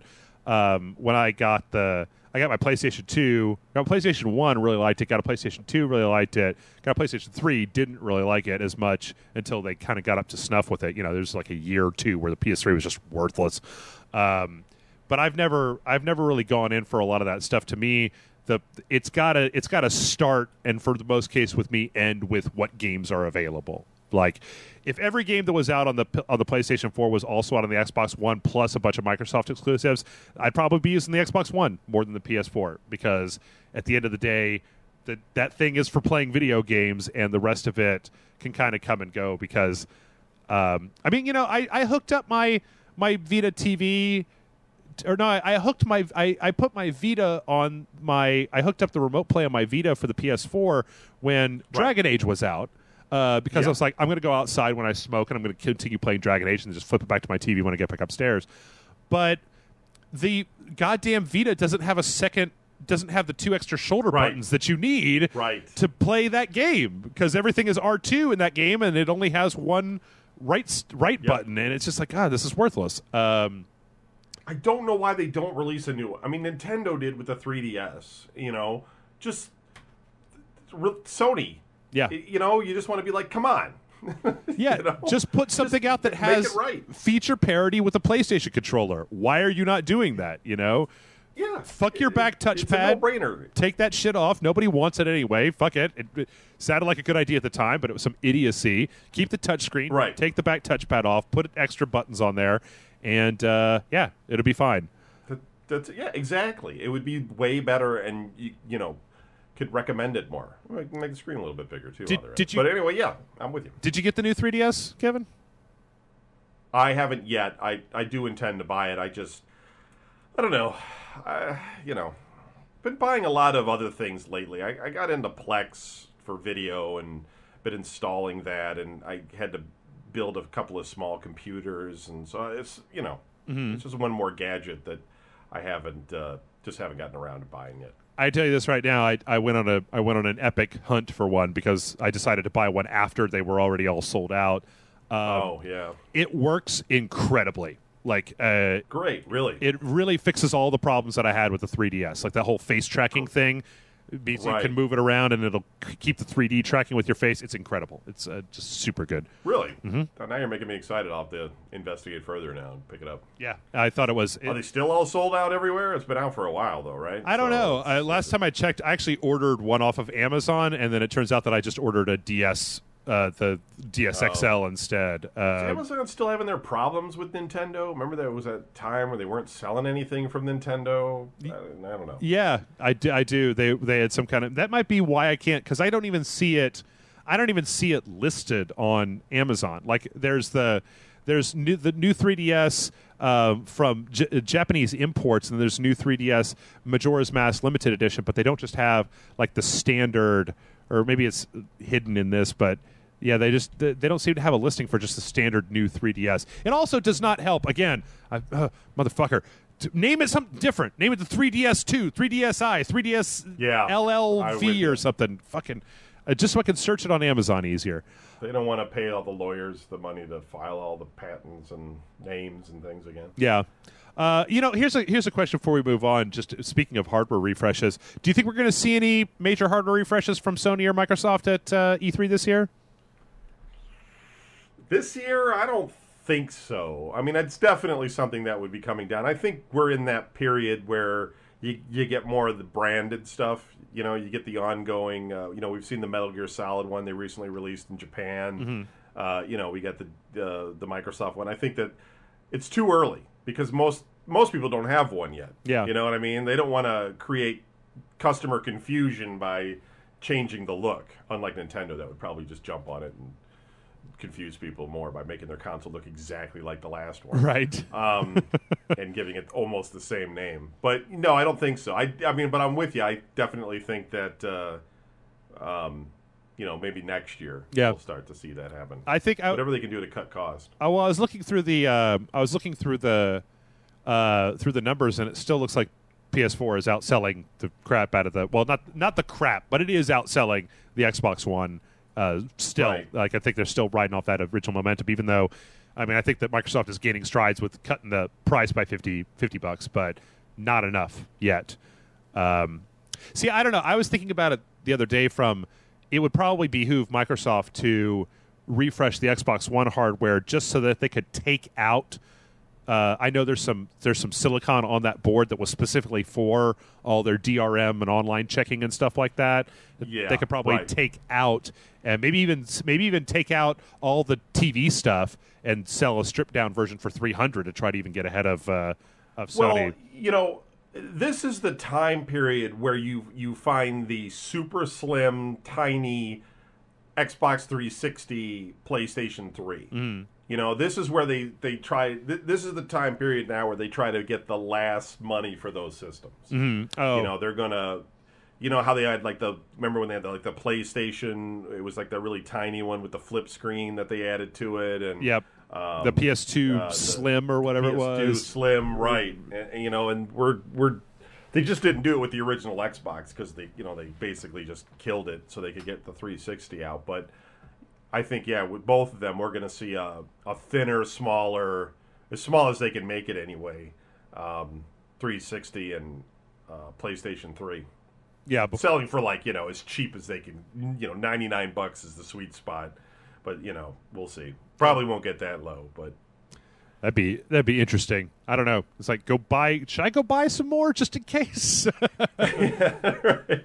All right, our next one comes in from Ryan, who says, "Dear Rage Select, whilst reading through my new hardcover volume of Jason Aaron's Thor run, I had a realization. The volume itself features an old and weary version of the Thunder God that I greatly enjoy. I looked over to my shelf to see my only statue ever purchased, an old and weary Ben Kenobi wandering the desert. Near him, a figure of my favorite version of the Doctor, John Hurt, and near him, my copy of DC's Kingdom Come that stars one of my favorite versions of Superman. The conclusion I reached, I never realized how much I really love the trope of the old and broken great hero.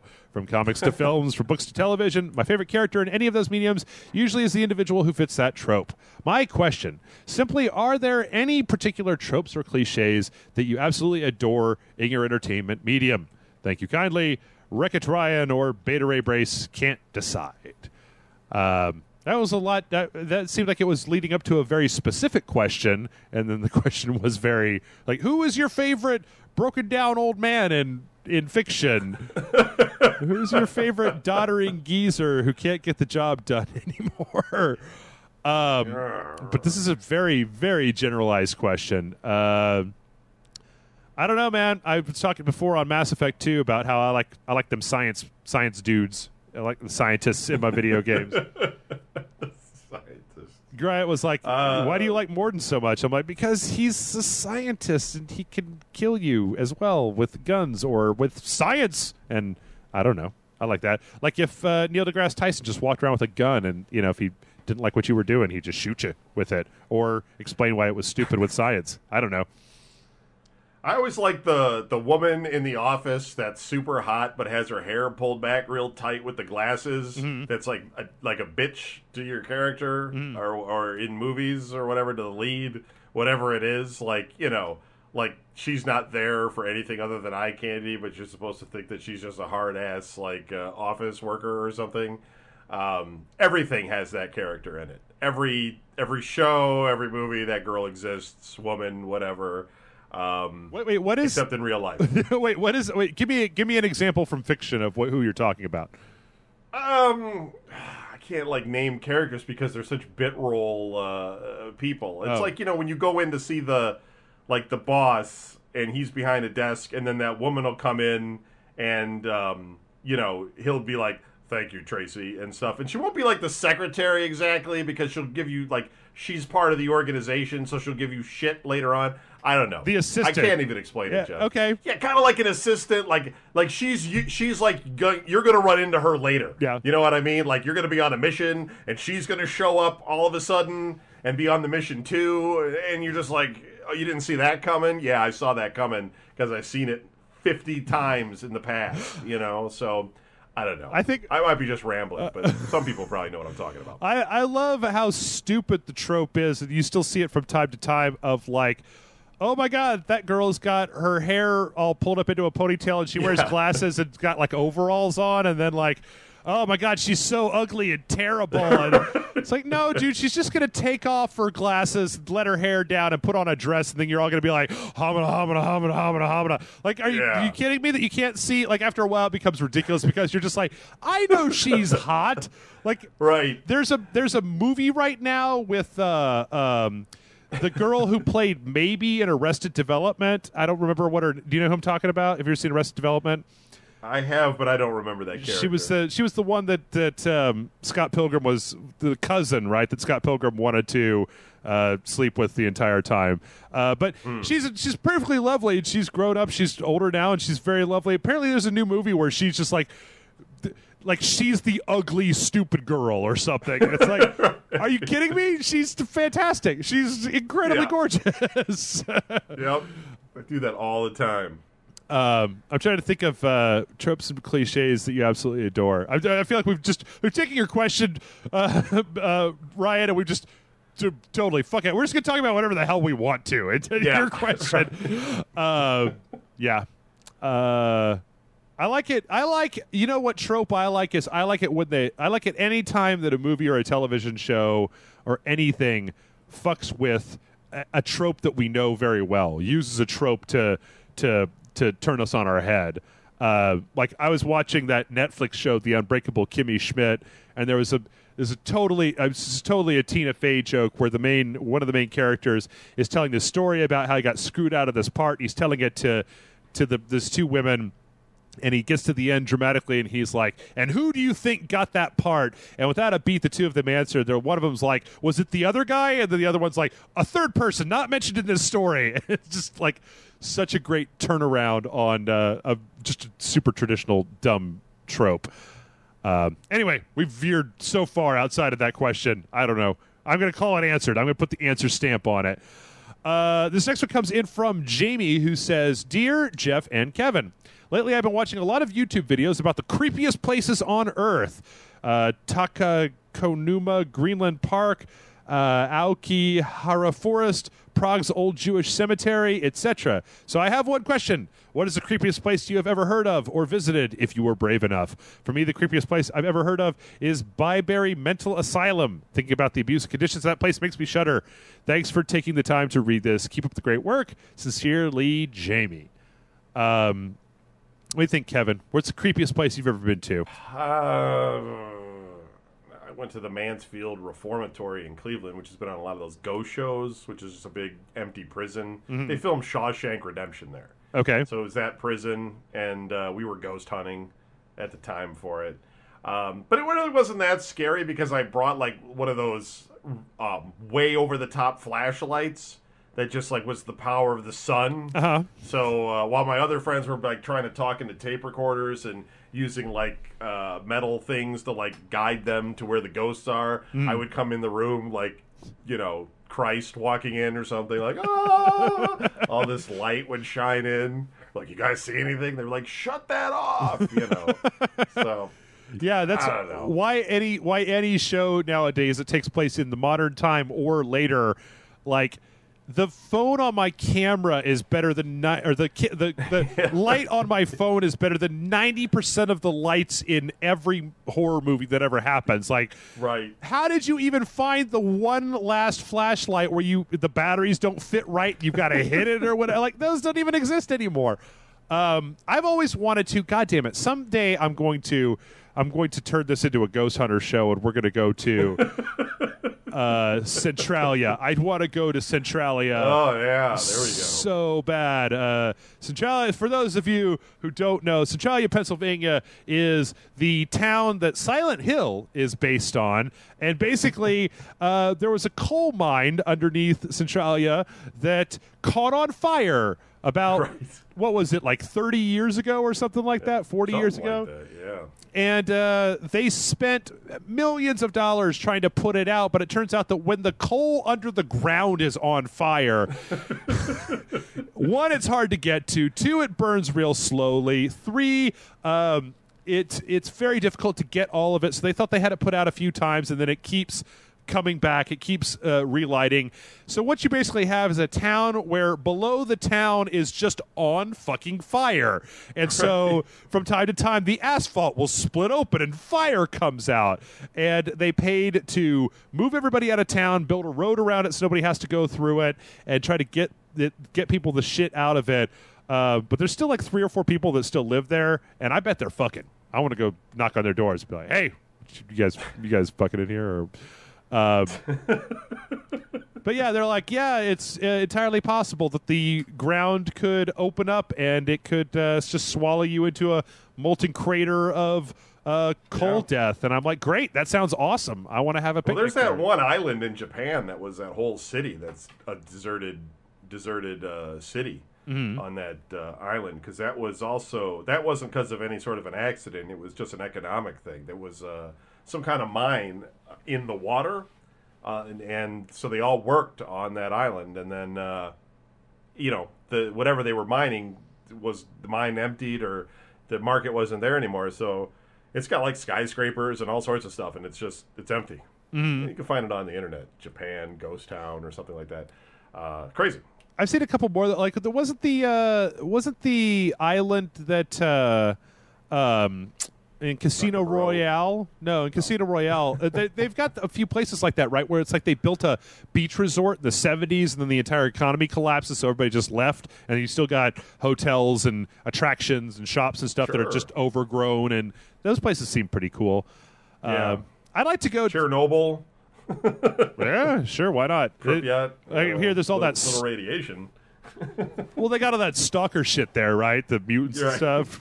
I would go to Aokihara Forest, the Suicide Forest.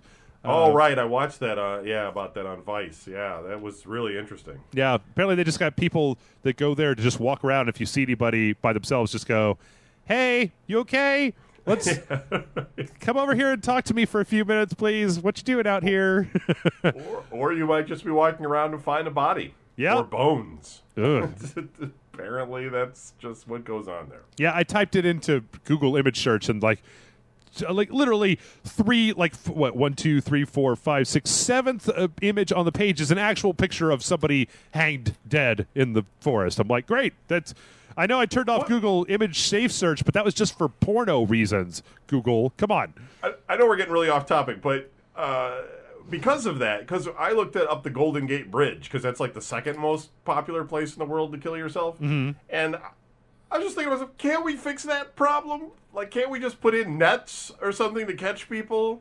Like, it's like almost one person a day flips off that bridge to kill themselves. Like, a pretty modern country. That's a lot of people dying. Like, we can't just come up with something. Or airbags on the bottom. Hey, check this. A big trampoline. Check this shit out, Kevin.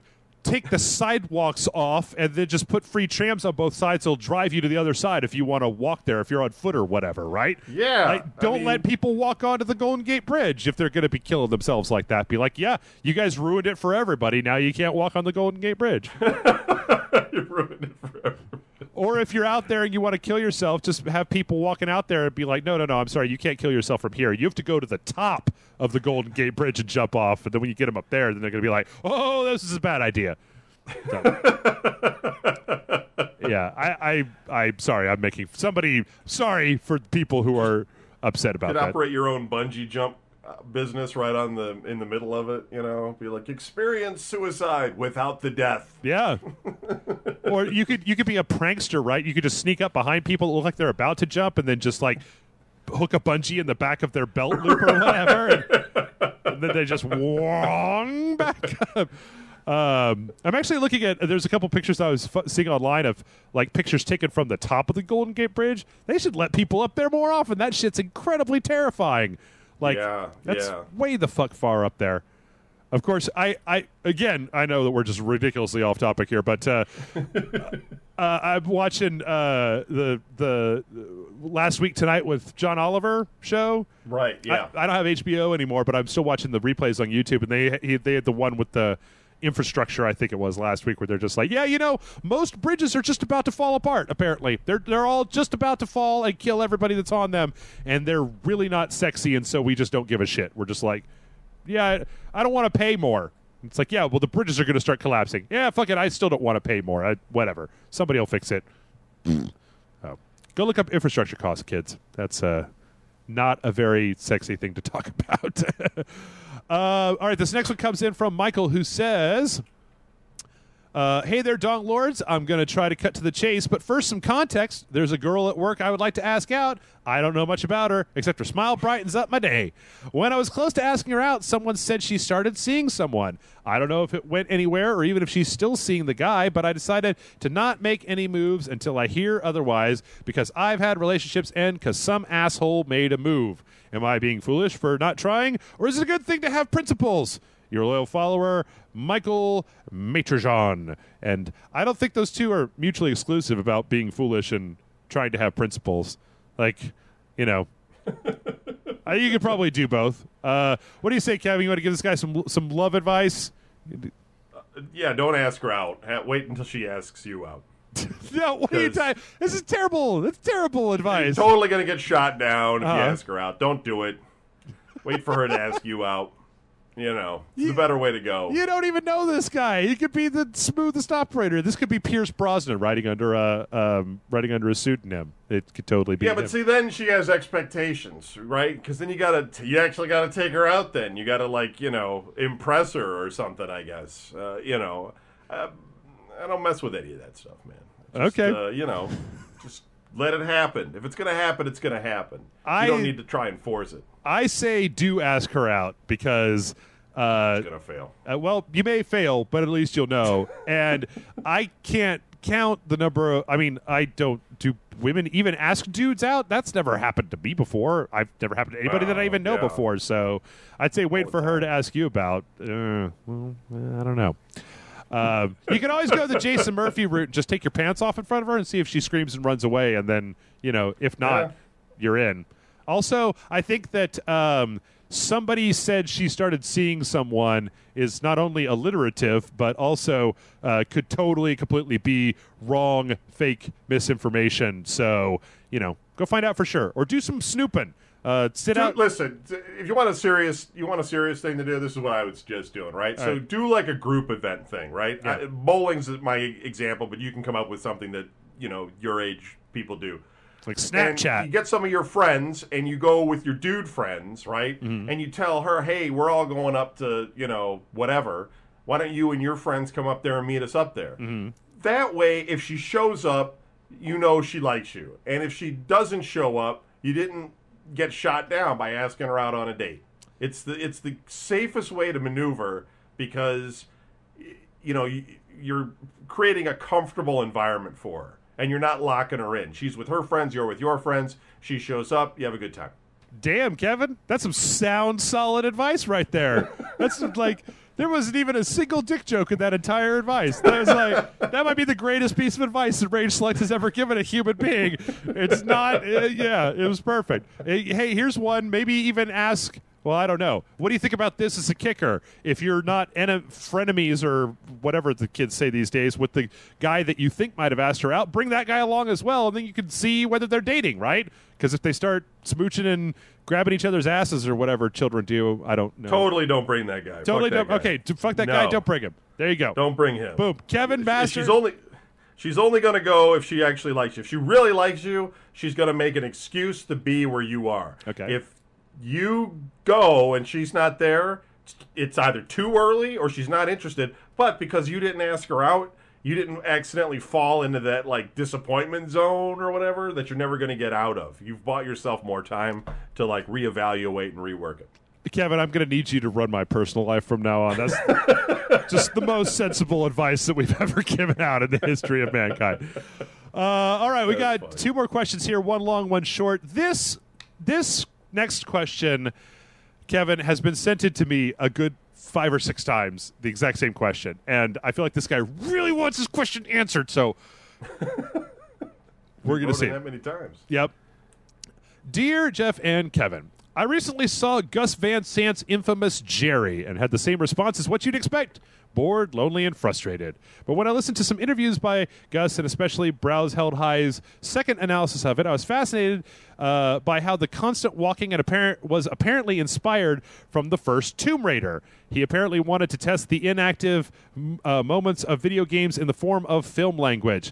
This had me thinking about movies and that had video game inspired scenes such as the FPS mode in Kick-Ass or the hammer scene in Old Boy. So my question is, what movie or movie scenes can you think of that are heavily influenced by video game language? If you can't think of any, what are some storytelling methods you think are exclusive to games? Thanks for reading, and all hail the mighty Dawn Lord, and may he bless us with the inevitable white rain. P.S. Jeff, he makes an anime recommendation of Knights of Sidonia, and this is from Steven.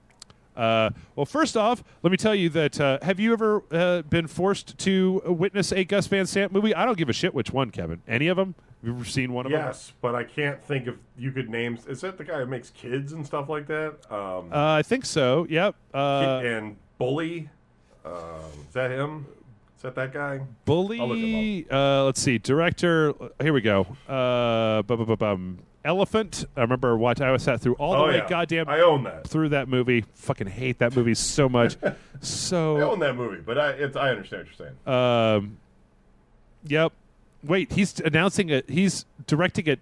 Wait, well, fucking stop the presses. Steven, I'm sorry. We're going to get back to your question because you asked it 6 times, but I'm on IMDb. I'm on Gus Van Sant. Oh, that isn't him. No. 2015 director of an American remake of Death Note? No, come on. No. Don't let Gus Van... It's announced. It doesn't really know if he's the guy doing it. Okay. Really. Jesus Christ, I hope not. Yeah, you know... Did To Die For. Everybody's seen that. My Own Private Idaho. That was a pretty heavy movie for me when I was a kid watching that. That's got the late River Phoenix in it. Mm-hmm. And he finds out his brother is also his father. Big spoiler there for a movie from 1991. Damn. Yeah, that was a really heavy movie. Good Will Hunting. There's one of these I've seen. Anyway, I honestly thought that I never watched Jerry because I watched Elephant, and it was so goddamn self-indulgent. I do not need that many tracking shots to know that dude walked to... You could show him walking in one scene and then getting to school in the next scene. And I know what happened. He did it. And I understand, I'm trying to create a mood and blah, blah. Yeah. He was really trying to make some pacing there that was weird. It was a weird movie. That almost felt like he was trying to go like a documentary type deal or something, but it was dry. I know what you're saying. Yeah. Jerry, I have never watched, but I haven't seen that either. I've watched. Well, do you know what that is? You know what it's about? It's nope. It's two guys. What it happens? It's based on a true story of like these two guys who got stuck out in the desert and they walked. They were on a hike or something and they got lost, and then they got lost in the desert. And they walked. And eventually, one of them killed the other one, I think, for some reason. So Jerry the movie... Is he the one that got him lost in the desert? Because after that much walking, I'd probably kill somebody too. I don't know. It's Casey Affleck and Matt Damon. And they're the only two people there's maybe a couple other people, but they're pretty much the only two people in the entire movie. And it features long, like, uninterrupted scenes of them walking in the desert, of just them walking and not saying anything, not having any face, just walking. And I'm like, yep, you already got me once with Elephant, so go fuck yourself because I don't want to watch your goddamn walking movies, Gus Van Sant. Make Good Will Hunting 2 or whatever. I don't care. There's a Space Ghost Coast to Coast episode where he's got a magnifying glass and he's following an ant for the whole 15 minutes, just humming to himself. That's the entirety of the episode? Yes. It goes on like that forever until like the very end. So Fire Ant, I think is what it's called. Yeah. That's 15 minutes. This is 103 minutes. Yeah, thank you. Anyway, as far as, let's see, what was the original question? What movie or movie scenes can you think of that are heavily influenced by video game language? Well, I mean, the most obvious answer, of course, is Scott Pilgrim, right? That was all fucking video game from top to bottom. I don't know. It seems like there's still... I like the bad ones that are like Hackers with Angelina Jolie. Really dated and poorly done when they first came out. You could look at almost any movie that shows like a futuristic UI for a thing, and it's like no, that's completely ridiculous. Lawnmower Man. Yep. Oh God, Lawnmower Man. That was on this list I pulled up of like IO9's creepiest sci-fi sex scenes of all time. The weird VR rape scene in Lawnmower Man. It was so weird. I was like, what? And then he turns into a monster, and he's just like, "Arr!" And she's like, "No, I don't want to." And for whatever reason, I'm glad that I think that when Sony ships the Morpheus, they should ship you a replica of the jumpsuits that they were wearing in Lawnmower Man to go along with it.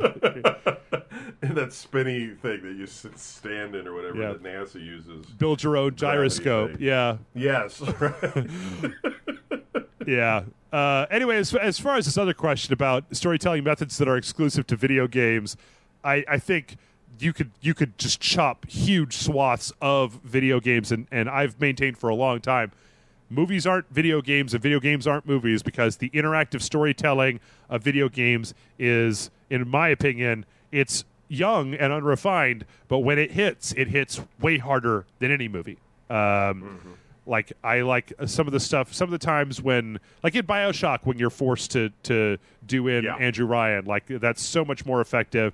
Especially BioShock is one of my favorite examples because of the way that they use the "would you kindly" phrase. Right. Where the guy is just giving you a mission briefing. You're so used to playing video games, you're just doing it. And then it's like, oh, shit, the game's like tricked you by using standard video game stuff in order to tell a story in a way that involves you in a way that no movie ever could.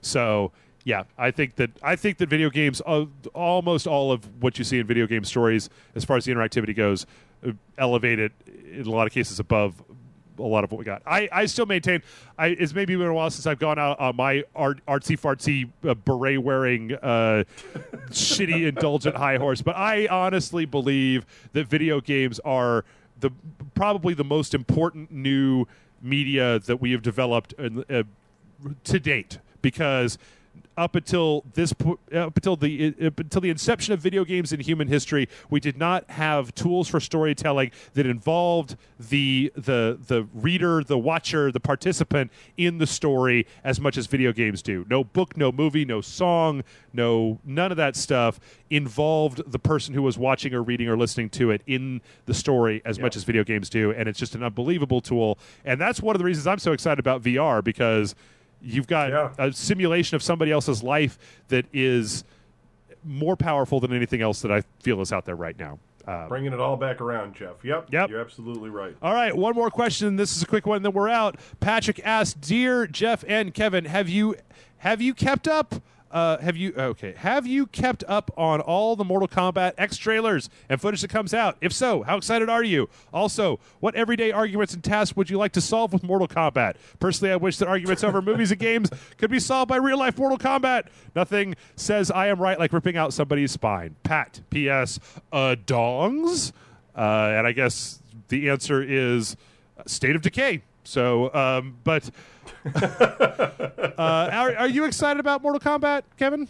I mean, I'd like to play it, sure, but I don't have the lifespan left to learn all the secret moves that I'm sure it's going to have. But I'll certainly play it. Mm-hmm. Okay, yeah, I'm excited for it too. But it's right in the middle of a bunch of other things that are also very exciting. Like I'm definitely excited for it, but not like I am for, say, The Witcher 3, right, or Bloodborne, or Arkham Knight. Like, I'm much more excited for those games than I am for Mortal Kombat X. But NetherRealm, they churn out good games. Like Injustice, I liked that. I liked Mortal Kombat 9. I like what they've done, so I'll definitely play it. I know Aaron, the guy Aaron that's on the show, he is all about it. He's just ready for that game. So. And with that, I think. Oh, also, what real life arguments? What real life problems would you wish could be solved with Mortal Kombat? None, because it just would mean that if your friend could whoop your ass, that it does mean that Green Lantern is better than Batman, and you'd have to accept that outcome, and you wouldn't have a spine either. So, yeah. Yes. And I might let Sonya grab me between her legs and toss me once. You know that it's like the next Mortal Kombat, it's like 30 years after the last one. And so... Oh, well, then it should be all old and stuff. One of the characters you play is Johnny Cage and Sonya Blade's kid. It's kind of weird. Yeah. And with that, we're done. This has been... I can't tell. We had a couple of break points, but I think that we went a little bit long today. Kevin... It's so nice to have you back on the show. Hey, thanks for having me back on. I'm glad I'm still alive in order to do this show. Yeah. It'd be weird if you were talking to me and I was dead. Then you really would have the Ghost Hunter show. Yeah. Well, that's what they asked about. What movie tropes do you like? It's like, Kevin's been dead for 20 years. Woo. Anyway, mailarrangeselect.com is the email address if you want to send in your ghost hunting questions.